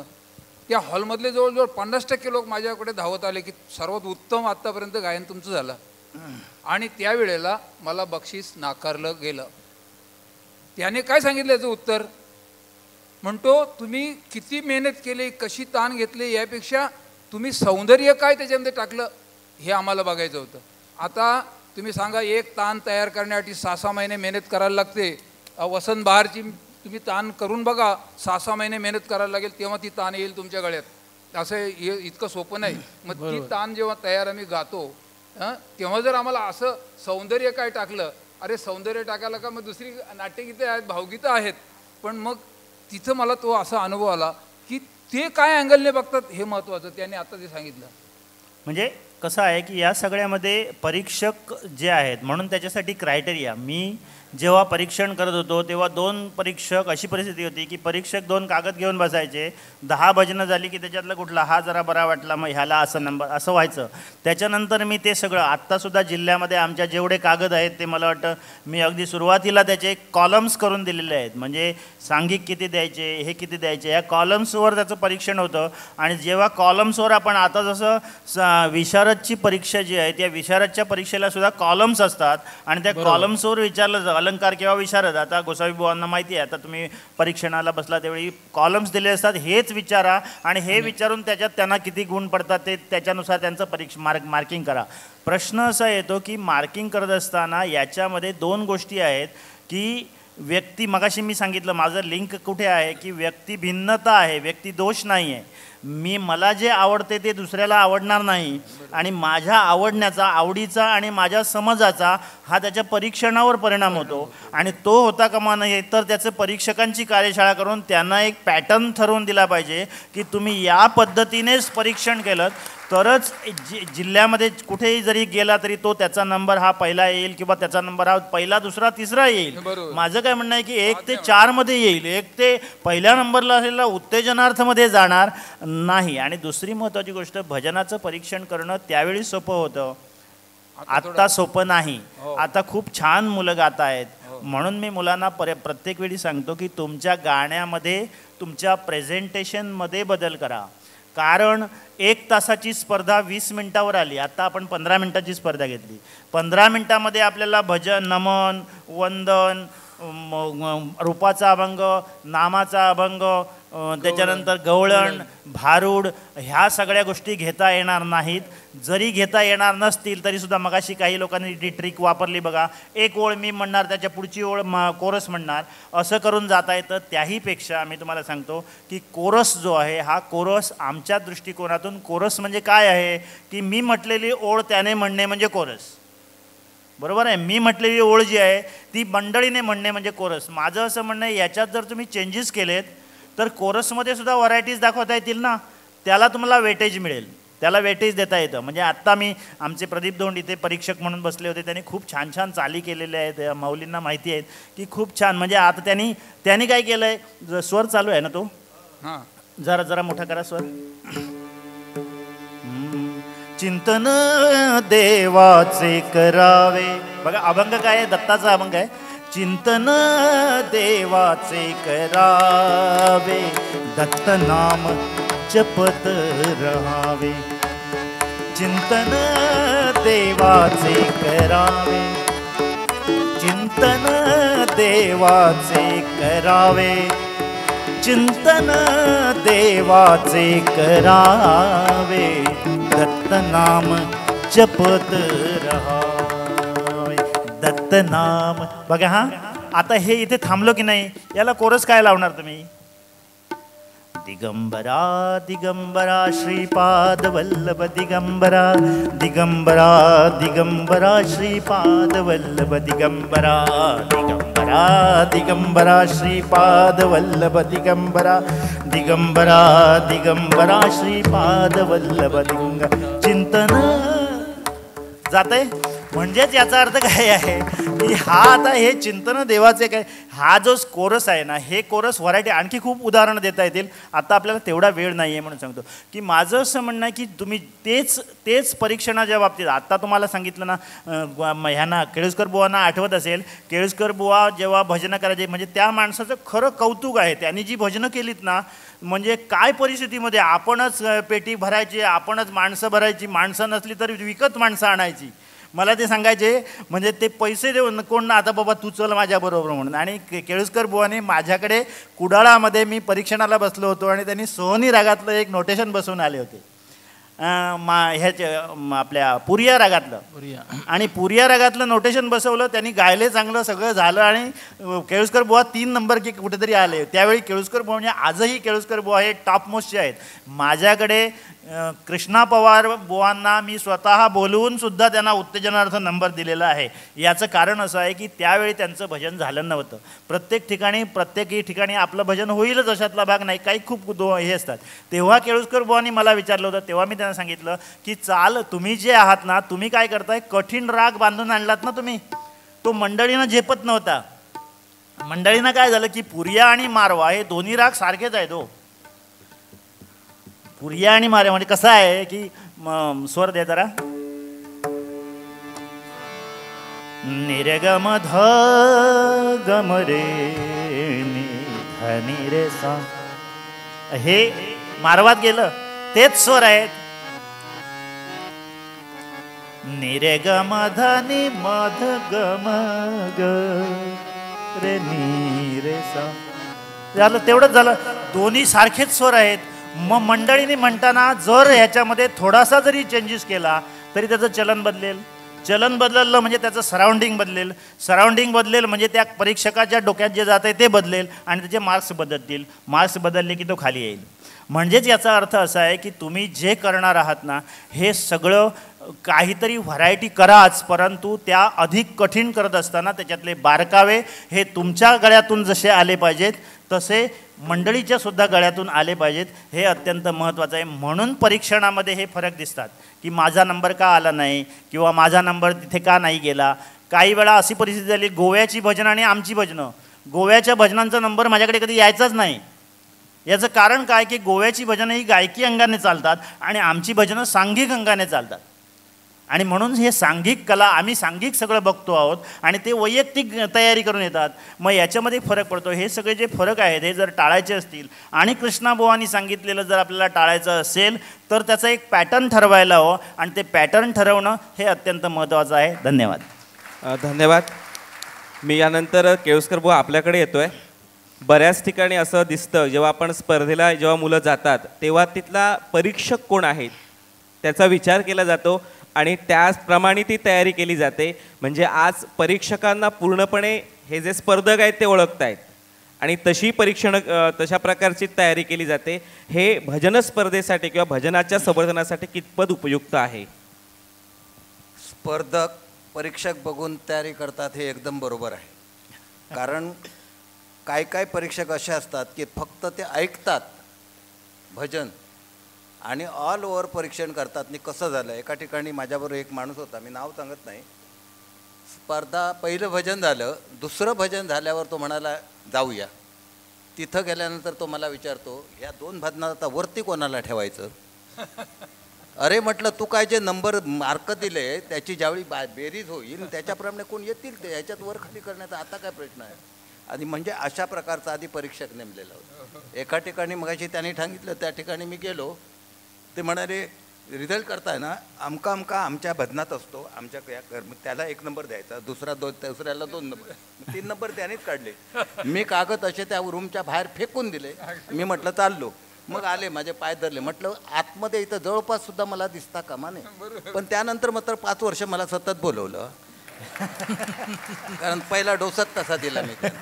कारण परीक्षकांचं कसं असतं, कोणाला नुसतं भजन आवडतं, कोणतरी जाणून, कारण काय भजन हे कसं आहे, जो करतो जो गातो तो काय गातो हे त्याला कळलं पाहिजे.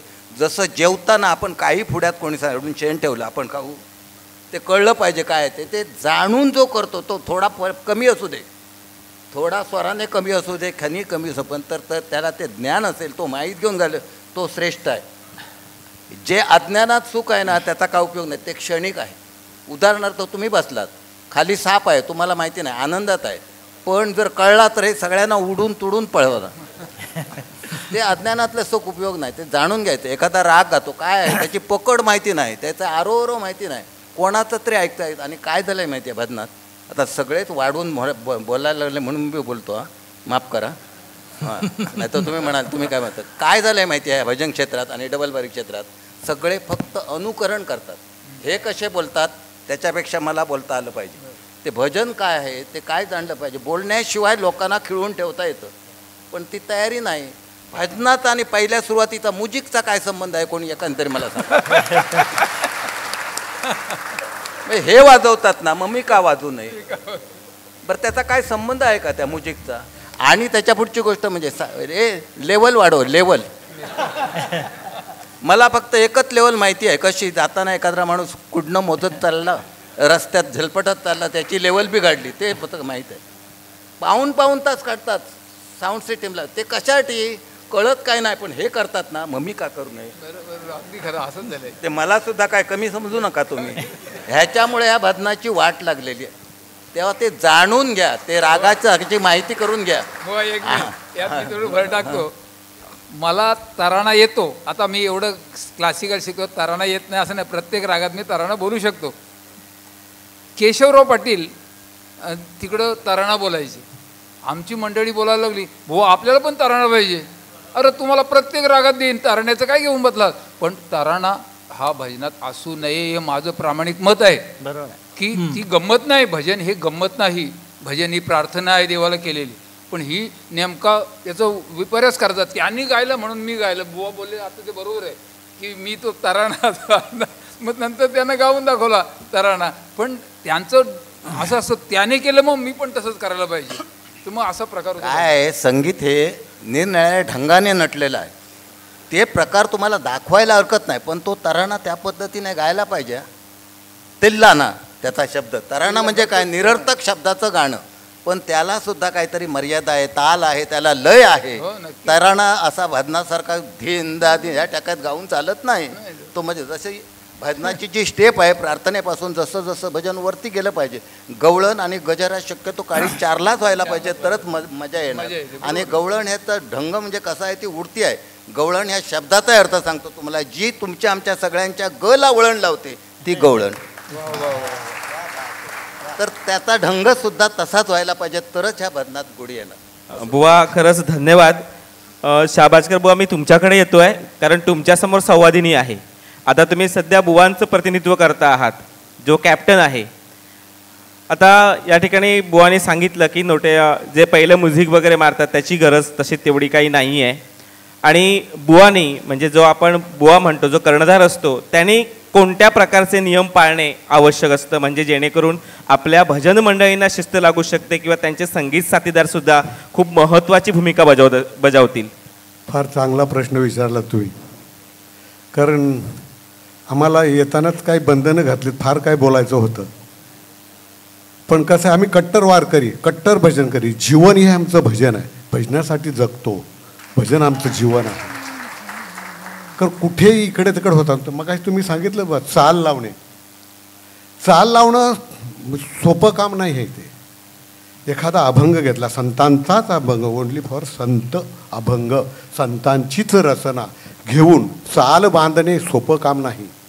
त्या चालीसाठी भजन जो अभंग निवडला जातो त्याचा सारांश, त्याचा भावार्थ, ह्या सगळ्या गोष्टी पटवून घेतल्या पाहिजे, आकलन करून घेतल्या पाहिजे. मग तो भावार्थ कळल्यानंतर त्याची रागाची बांधणी केली जाते.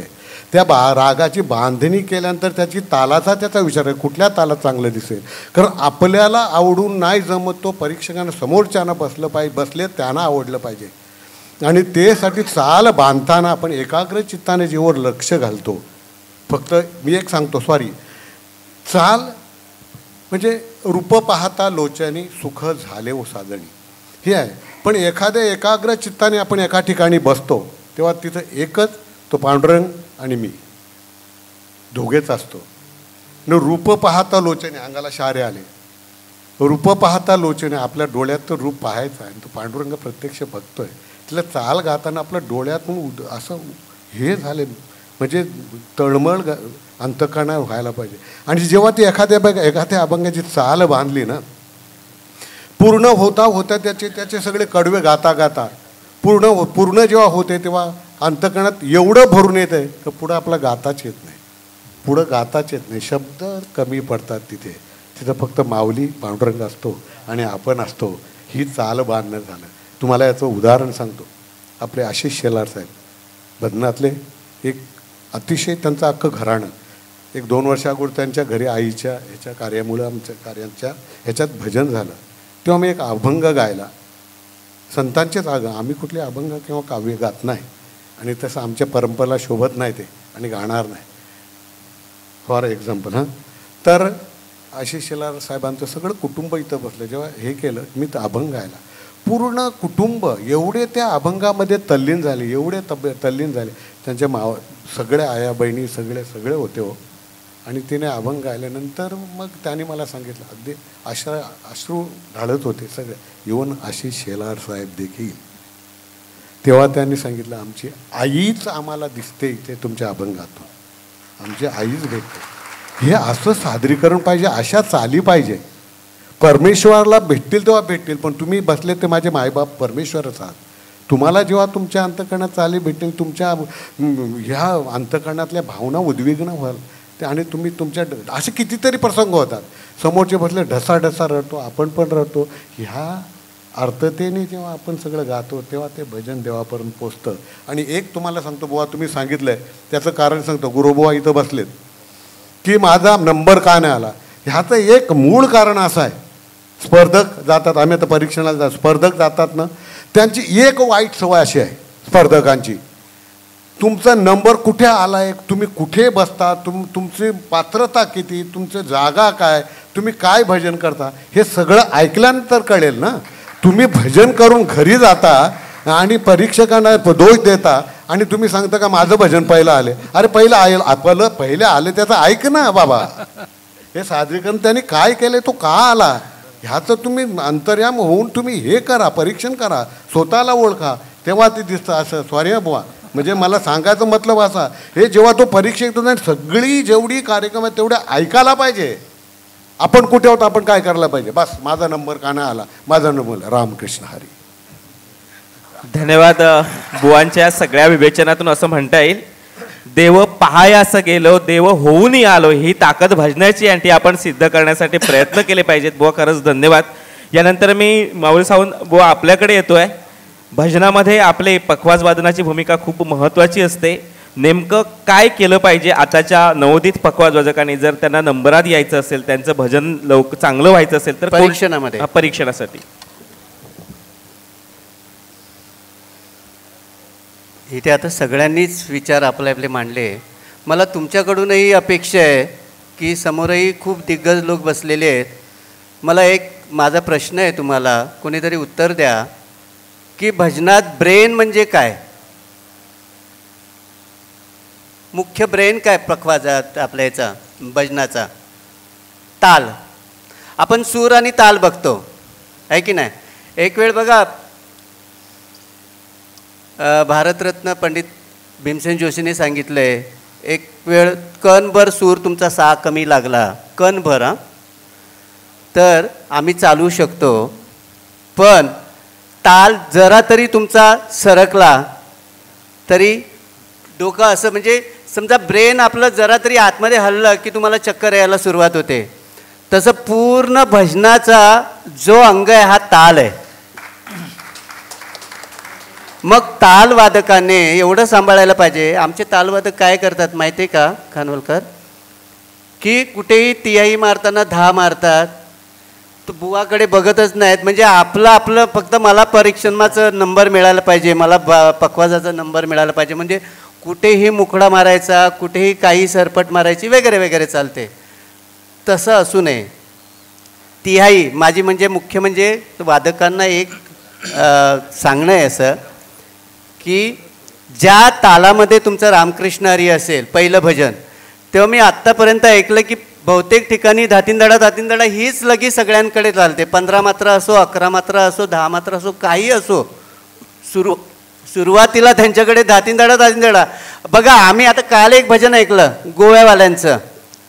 मला सांगा कोण कोण होते की नाही इथे सगळे बरेच जण? एकदा तरी त्यांची लगी वाजली का धातींदडा? मी त्या लगीबद्दल वाईट नाही बोलत आहे हां, पण तुम्ही ती लगी हवी आपल्याला. पण ती केव्हा गवळणीला म्हणा की एक सुंदर अभंग चालला आहे छानपैकी, त्या गाण्याला पोषक असे, पण रामकृष्ण हरीला मस्तपैकी असे मुखडे किंवा सरपटी लावून तिहाई बेदम तिहाई दाखवा, काही नाही असते.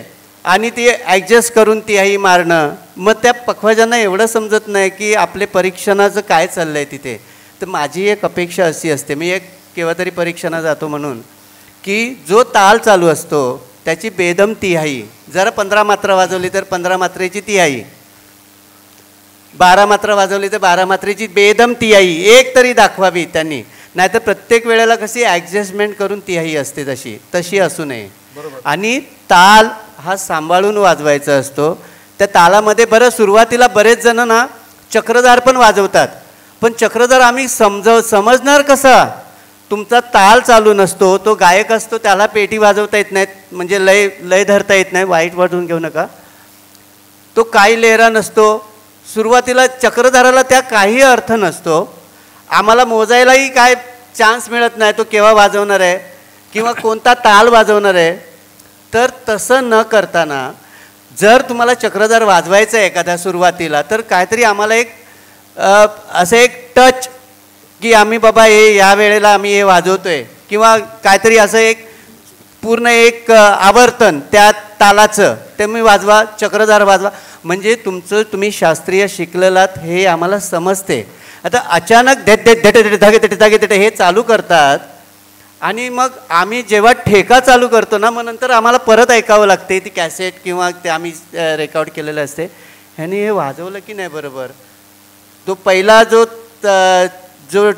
वजन असते त्या वजनाला त्यांचा चक्रधार असतो तो ह्या लेवलला जातो वरती आणि परत ठेका धा गदी गण देन ता, म्हणजे असा खाली पडल्यासारखं.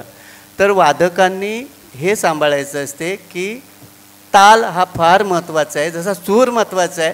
आणि त्याशिवाय मी एक त्याने नाही बघत आहे, आता टीमवर्क म्हटलं म्हणून सगळ्यांच्या बरोबर एक सांगतो की आम्हाला एक खूप मोठं परीक्षण मी आणि श्रीधर आमचे होते, श्रीधर भोसले, आमच्याकडे जवळजवळ 2000 स्पर्धक होते पूर्ण भारतातले, आणि त्याच्यातून आम्हाला फक्त 30 जण काढायचे होते. हां, आता ह्या 2000मधून 30 जण आम्ही कसे काढणार?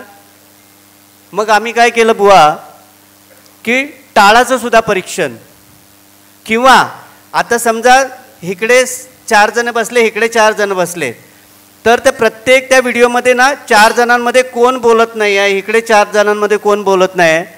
हा जो कॅप्टन असतो, बुवा असतो, त्याचं काम असते की प्रत्येक त्या जो आपला कोरस आहे त्यांच्याकडून ते बोलून घ्यायचं. मग आम्ही ते परीक्षण केलं बारकाईने की बाबा हा बोलत नाही, आणि मग तिथे काउंट करून ठेवायचं, हा बोलत नाही, ह्याने टाळ वाजवला नाही, असे करून करून ते 2000मधून फक्त त्यांना 30 स्पर्धक आम्ही दिले असं.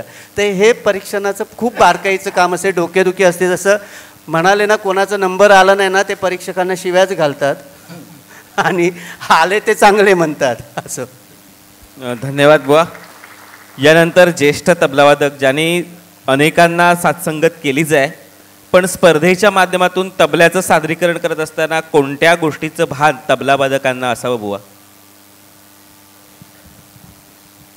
की माऊलींनी सांगितल्याप्रमाणे बरंचसं माऊलींनी सांगितलं त्यातलं की वाजवताना कसं वाजवलं पाहिजे. बाबा सुरुवातीला तू वाजवतोयस तर त्याचा जो मीटर आहे, त्याची जे लयकारी आहे तो त्या वाजवणाऱ्याला सांगितलं पाहिजे. आणि मी परत त्याच मुद्द्यावर आलो की तुम्ही गाण्यासाठी वाजलं पाहिजे आणि भजन हे सर्वांचं आहे, त्याच्यामुळे त्या भजनाला रंगत चढली पाहिजे आणि ते गाणं असं फुललं पाहिजे. ही साथसंगत केली, मग सरपट वाजव, लगी वाजव, काही वाजव, पण ते गाणं तू असं फुललं पाहिजे, त्या गाणाऱ्यालाच आतमध्ये वाटलं पाहिजे अरे वा क्या बात आहे. त्याने जर वा म्हटलं तर तुझी साथसंगत बरोबर झाली.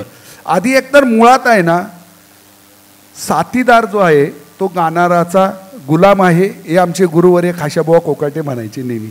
आणि हे शास्त्रोक्त आहे, हे असं काय रस्त्यावली भाषा शैली नव्हे. गाणाऱ्याचा गुलाम आहे, कारण का साथीला वाजवते. तुझा सोलो असून दे ना, तू मग किती वाजवायचं तेवढं वाजव ना, सगळी अख्खी गुरुजींनी दिलेली वही वाजवलीस तरी चालेल, परंतु इकडे साथीला वाजवताना तुझा ठेका हा फार महत्त्वाचा आहे.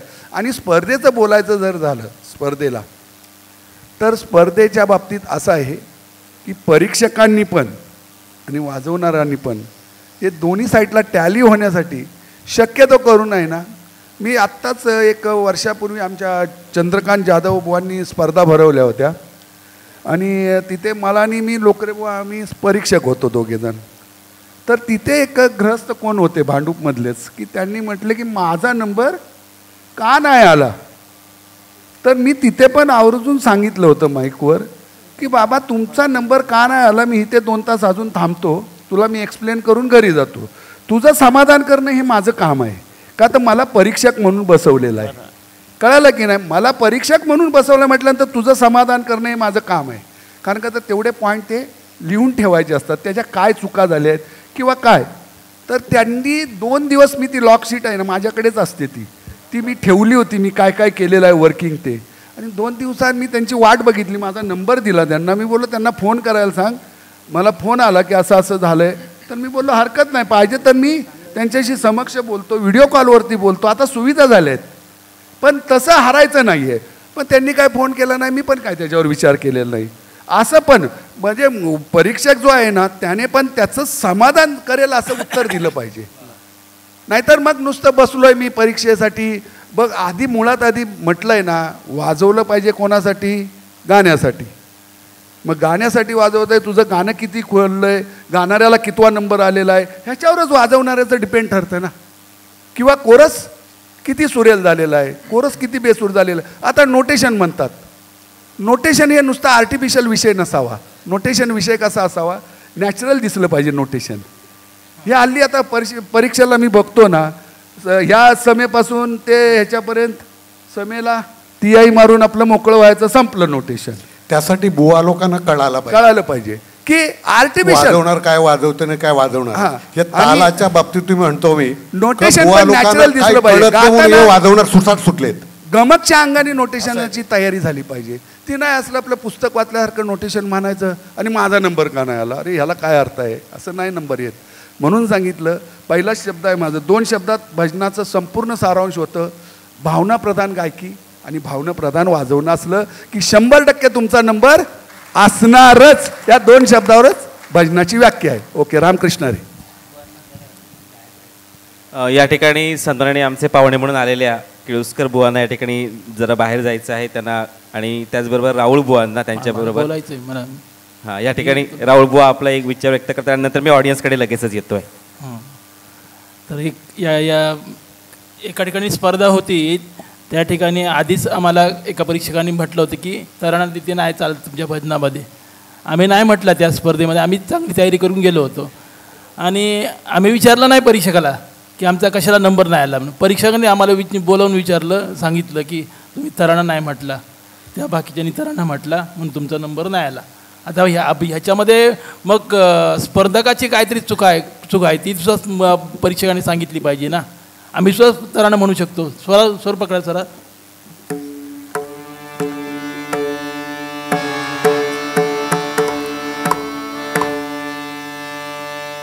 दिर दिर दिर दिर ता नोम तनना दिर दिर दिर दिर ता नोम तनना दिर दिर दिर दिर ता नोम तन ता तानोम तनना दिर दिर दिर दिर तानोम तनना दिर दिर दिर दिर तानोम तनना दिर दिर दिर दिर दिम तनना दिम तनना दिम तनना दिम तनना दिम तनना दिम तनना दर दर तुम दिर दिर दिर दिर दिर दिर दिर दिर तानोम दिर दिर दिर दिर तानोम तनना दिर दिर दिर दिर दिर दिर दिर दिर दिर तानोम तनना दिर दिर दिर दिर दिम तनना दिम तनना दिम तनना dim tanana dim tanana dim tanana dim tanana nader dum dir dir dir dir nom tanana dir dir dir dir nom dir dir dir dir mona apna karam karat mona apna karam karat मौन अपना कर्म करत जमिया समा परत जमिया समा परत मौन अपना कर्म करत मौन अपना कर्म करत जमिया समा परत तुम दिर दिर दिर दिर तानोम तनन दिर दिर दिर तानोम तनन दिर दिर दिर दिर ता दिर दिर दिर ता दिर दिर दिर दिर तानोम तनन. धन्यवाद. सादरीकरण करतात जे बुवा आहेत त्यांच्याकडे काय ताकद असते आणि आमच्या वादकांकडे किती ताकद आहे. एकदा आपण उदंड टाळ्या वाजूया गायकासाठी आणि या तिन्ही वादकांसाठी मनपूर्वक धन्यवाद. यानंतर आपण ऑडियन्सकडे जातो. अर्थात आमचे रसिक मायबाप प्रेक्षक खाली आहेत. मी सन्माननीय या ठिकाणी हरियाण बुवांना विचारतो, हरियाण बुवांकडे जातोय की बुवा आपला एक प्रश्न आहे, कृपया आपण तो प्रश्न या ठिकाणी. एक मिनिट. लोकरे बुवा या ठिकाणी बोला. माफ करा, ही मैफिल सोडून जाऊ नये असं मला वाटतंय, पण नावीलाज आहे. मला एक कार्यक्रम आहे तो अगोदरच घेतलेला असल्यामुळे ठाण्याला जायला इथून 1.5 तास लागणार. कारण अशा प्रकारची मजा परत येईल असं वाटत नाही आणि असं बोलायला मला फार आवडतं. मी कोणावर मुद्दा म्हणून राग म्हणून टीका म्हणून नाही बोलत नाही, की त्यांच्यात खरोखर सुधारणा व्हावी त्या तळमळीने बोलण्याचा प्रयत्न करतो, एवढीच इच्छा आहे. आणि जे काय मला माहिती आहे किंवा जे काय मला येतं ते मी अगदी निर्व्याज देऊन टाकतो, कशाची अपेक्षा करत नाही. कारण माझं जे काय चाललं आहे ते सगळं धर्म खात्यावर चाललेलं आहे. हजारो शिक्षक आहेत, विद्यार्थी आहेत, कुठल्याही एकाने येऊन सांगावं की बुवा तुम्ही कालची फी का दिली नाही म्हणून विचारलं, त्यावेळी मी संगीत सोडून देईन. तर अशा प्रकारची खरोखरच सुंदर अशा प्रकारची मैफिल होती. आणि संगीत हे धंदा किंवा पोटाचा व्यवसाय नाहीच आहे, तो समजून जर तुम्ही केलात तर याने मगाशी सगळ्यांनी सांगितलं तो ईश्वर पळणार, ते लांब पळणार, तो थांबणार नाही. तेव्हा भक्ती आणि हे जे काय आहे ज्ञान ते घ्या. मगाशी सगळ्या गोष्टीवर झालेलं आहे. वादकाने किंवा गायकाने दाखवण्यासाठी गायचं नसतं. बरेच जण आपण काय वाजवतो आणि काय गातो हे दाखवण्यासाठी गातो, ते गेलं की लक्ष तिकडेच गेला. असो, माफ करा, मी तुमची सगळ्यांची क्षमा मागतो, धन्यवाद देतो, लोकरेपोवांचे आभार मानतो, त्यांच्या मंडळाचे आभार मानतो. अशा या 2 दिवसाच्या खरोखर सुंदर मैफिलीत आम्हाला बोलवलं, उपक्रम केलं, हे 2 शब्द व्हिडिओकडे बोलण्याची संधी दे बुवा. असंच प्रेम आमच्यावर ठेवा आणि अशाच प्रकारचं हे संमेलन आहे ते दरवर्षी याहीपेक्षा मोठ्या प्रमाणात घ्या. त्याचा फायदा सगळ्या भजनकरांना व्हावा. आणि मगाशी आमच्या पालकमंत्र्यांनी जे सांगितलं आहे त्याचा पाठपुरावा सगळ्यांनी करूया. आणि तुम्ही जरी 200 मागितलं तरी आम्ही 500 घेतल्याशिवाय थांबणार नाही हे सांगतो आणि मी रजा घेतो आपली. नमस्कार बुवा.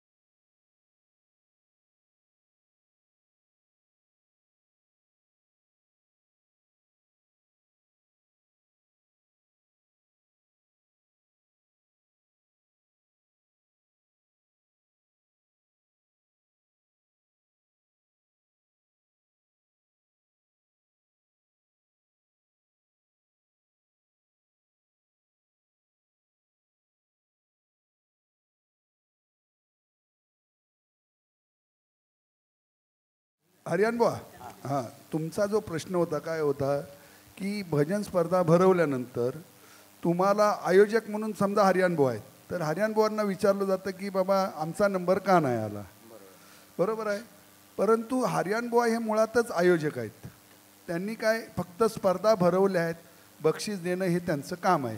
मग ते 11,000 असो 10,000 असो. परंतु नंबर का नाही आला हे स्पर्धकाने हरियाण बुवांना विचारू नये, हे माझं 100% चुकीचं आहे. हरियाण बुवांना काय विचारायची गरज आहे? हे कोणाला विचारायचं? परीक्षकांना विचारायचं की परीक्षकांनी ते त्याचं सांत्वन करणं हे परीक्षकाचं काम आहे. त्याला जे विचार आहेत ना त्याचे ते 100% तुम्ही जर ते जर करू शकत नसाल, आयोजक करणार नाही, काय? ते तो प्रश्न नाही माझा. माझा प्रश्न काय आहे की समजा एका नंबरला 2 नंबर दिले परीक्षकांनी, मार्क सेम आहेत, मग हां, आम्ही मग काय तो करायचं? जर नंबर जर तसा जर आम्हाला कसं वाटलं की आयोजक आहे, नाही, नाही. मग तो पण प्रश्न आहे ना, तिथे पण आहे ना, परीक्षकच ह्याला आहे ना तुम्ही हे करू शकतात की बाबा परीक्षकांनी ठरवायचे, त्या दोघांना बोलून बाबा इथे हे असं असं आहे म्हणून. आहे काय मी सांगतो बुवा, हरियाण बुवा, काय आहे माहिती आहे, परीक्षकां मुळातच जर म्हणजे जे आयोजक आहेत या आयोजकांनी जर परीक्षकांना सांगितलं आम्हाला एकच नंबर काढायचा आहे, जे परीक्षक असतील तर आम्हाला एकच नंबर म्हणजे एकाला 2-3 नंबर द्यायचे नाही आहेत, तर परीक्षक त्याप्रमाणे करून देणार. आम्ही म्हणून मगाशी सुद्धा आता प्रदीप दोंडे मगाशी मला विचारलं होतं ते टोटल व्हायच्या अगोदर की त्यांच्याकडे काय व्यवस्था आहे का आयोजकांकडे की बा 2 सारखे आहेत तर त्यांना काय विभागून देण्याची व्यवस्था आहे का किंवा काय आहे का, किंवा तुमच्या नियमावलीमध्ये आधीच असेल की पहिला नंबर आला तर विभागून देण्यात येईल, दोघांना आला तर प्रश्न नाही. परंतु 1 नंबर काढणं, कारण परीक्षक त्याच्यासाठीच बसलेला असतो, मग त्याने सगळे परत मागचे क्रायटेरिया लावायचे आहेत. कोरस काय गायला, त्यांनी राग कुठले गायले, ताल कुठले वापरले, त्यांनी काय केलेलं आहे, त्यांनी त्याच्यात जड काय म्हणजे यांनी भूप गायलेला आहे आणि त्यांनी दुसरा कुठला तरी अनवट राग गायलेला आहे, मग ह्यांना 1 मार्क वाढवून द्यायचा आहे. असं करून दोन्ही परीक्षकांनी 1-1 मार्क्स वाढवून काय असून त्यांना ते द्यायला हवं. म्हणजे या सगळ्या गोष्टी ज्या आहेत ना. हॅलो, या ठिकाणी रवींद्रजी चव्हाण साहेबांचं आगमन झालं. आपण एकदा उदंड टाळ्या वाजवून त्यांचं अखिल भारतीय भजन संमेलनामध्ये शब्द सुमनाने स्वागत करूया. साहेब, मनपूर्वक स्वागत, हार्दिक हार्दिक स्वागत. यानंतर मी सन्माननीय निवृत्ती बुवा यांना मला जरा बोलायचं प्रश्न सुटलाच नाही आहे खरं म्हणजे.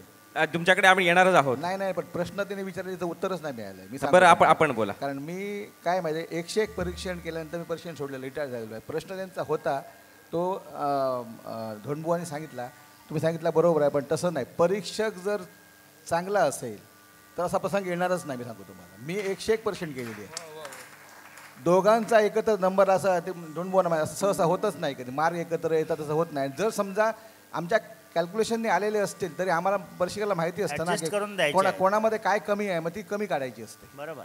ते असा प्रसंग येतात असं ज्या येतं ना ते काय योग्य परीक्षा गोष्टीचं टिप्पण करून ठेवावं लागतं. कोरसचं काय, वादकाचं काय. बरेचसे वादक गाणारे गात राहतात त्यांना तालाचं भान राहत नाही, म्हणजे उड्या टाकतात. ते कालातून एकदा, समेतून एकदा, समेतून कालातून, असे बारकावे पाहावे लागतात, शोधावे लागतात, तेव्हा ते परीक्षा. राईट. बुवा धन्यवाद. पुन्हा मी एकदा ऑडियन्सकडे जातोय, रसिक प्रेक्षकांकडे जातोय. या ठिकाणी अजून एक प्रश्न येतोय. बोला ना.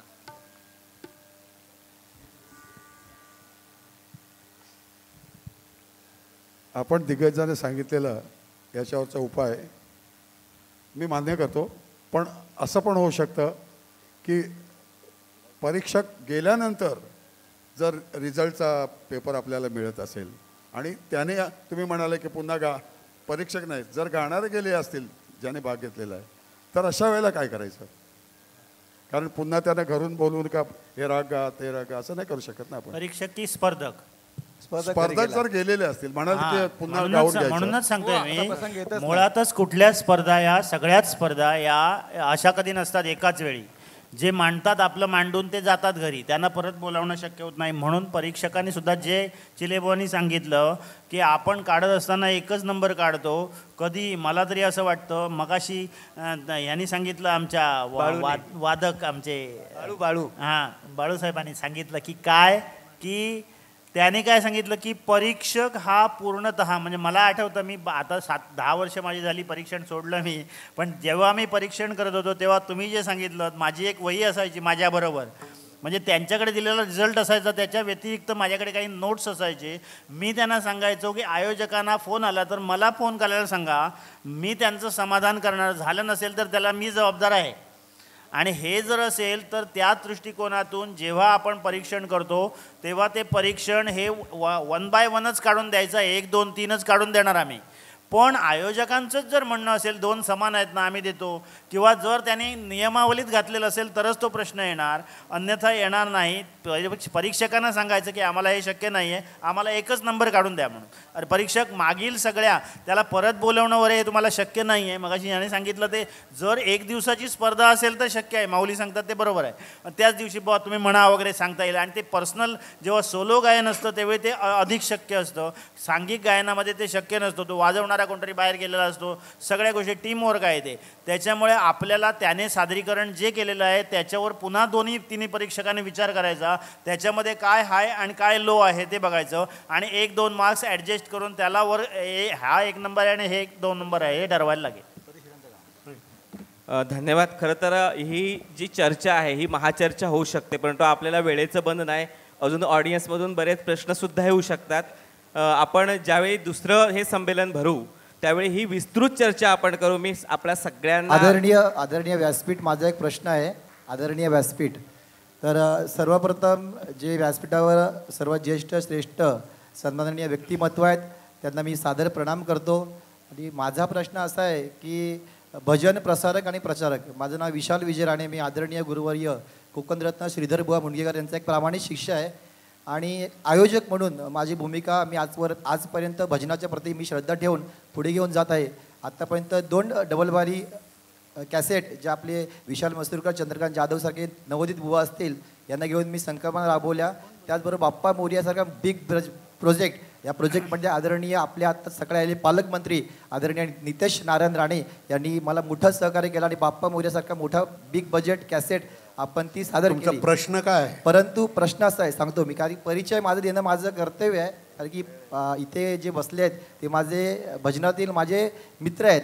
आणि माझा प्रश्न, मी व्यासपीठाला प्रश्न विचारणं एवढा मोठा मी अजून नाही आहे, परंतु मला सूचना द्यायची आहे की गेली 10 वर्ष उत्तर मुंबई म्हणजे गोरेगाव ते दहिसरपर्यंत साई आधार प्रतिष्ठान माध्यमातून चारकोप विधानसभेमध्ये भजन स्पर्धा राबवत असताना विविध गुरुवर्यांनी त्या ठिकाणी परीक्षण केलं.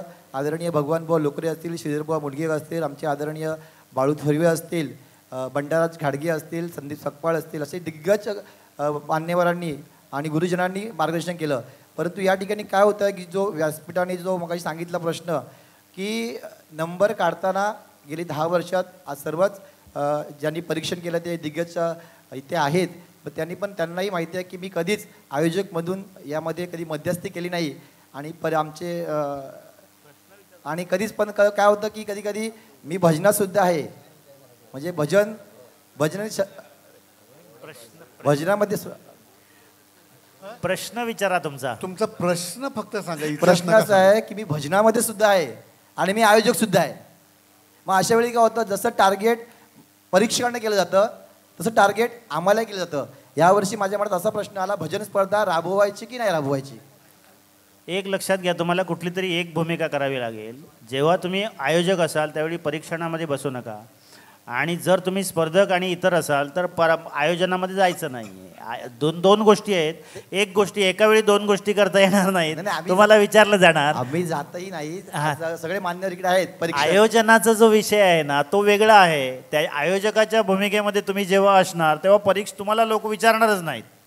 ते विचारणंच चुकीचं आहे. तुम्हाला काय विचारतात तर तुम्ही त्याच्यातले अभ्यासू आहात किंवा तुम्ही करणार आहात. तुम्ही सांगायचं हा माझा विषय नाही आहे. मी जे परीक्षक बसले त्यांनी जे मगाशी त्यांनी सांगितलं बाळू तर्वेने, त्यांना सांगायचं की तुम्ही यांना विचारा, मी आत्ता आयोजकाच्या भूमिकेत आहे. हा विषय. ठीक आहे, धन्यवाद. आपण थोडीशी ही परीक्षणाबद्दलची चर्चा आहे त्याला थोडासा पूर्णविराम देतोय.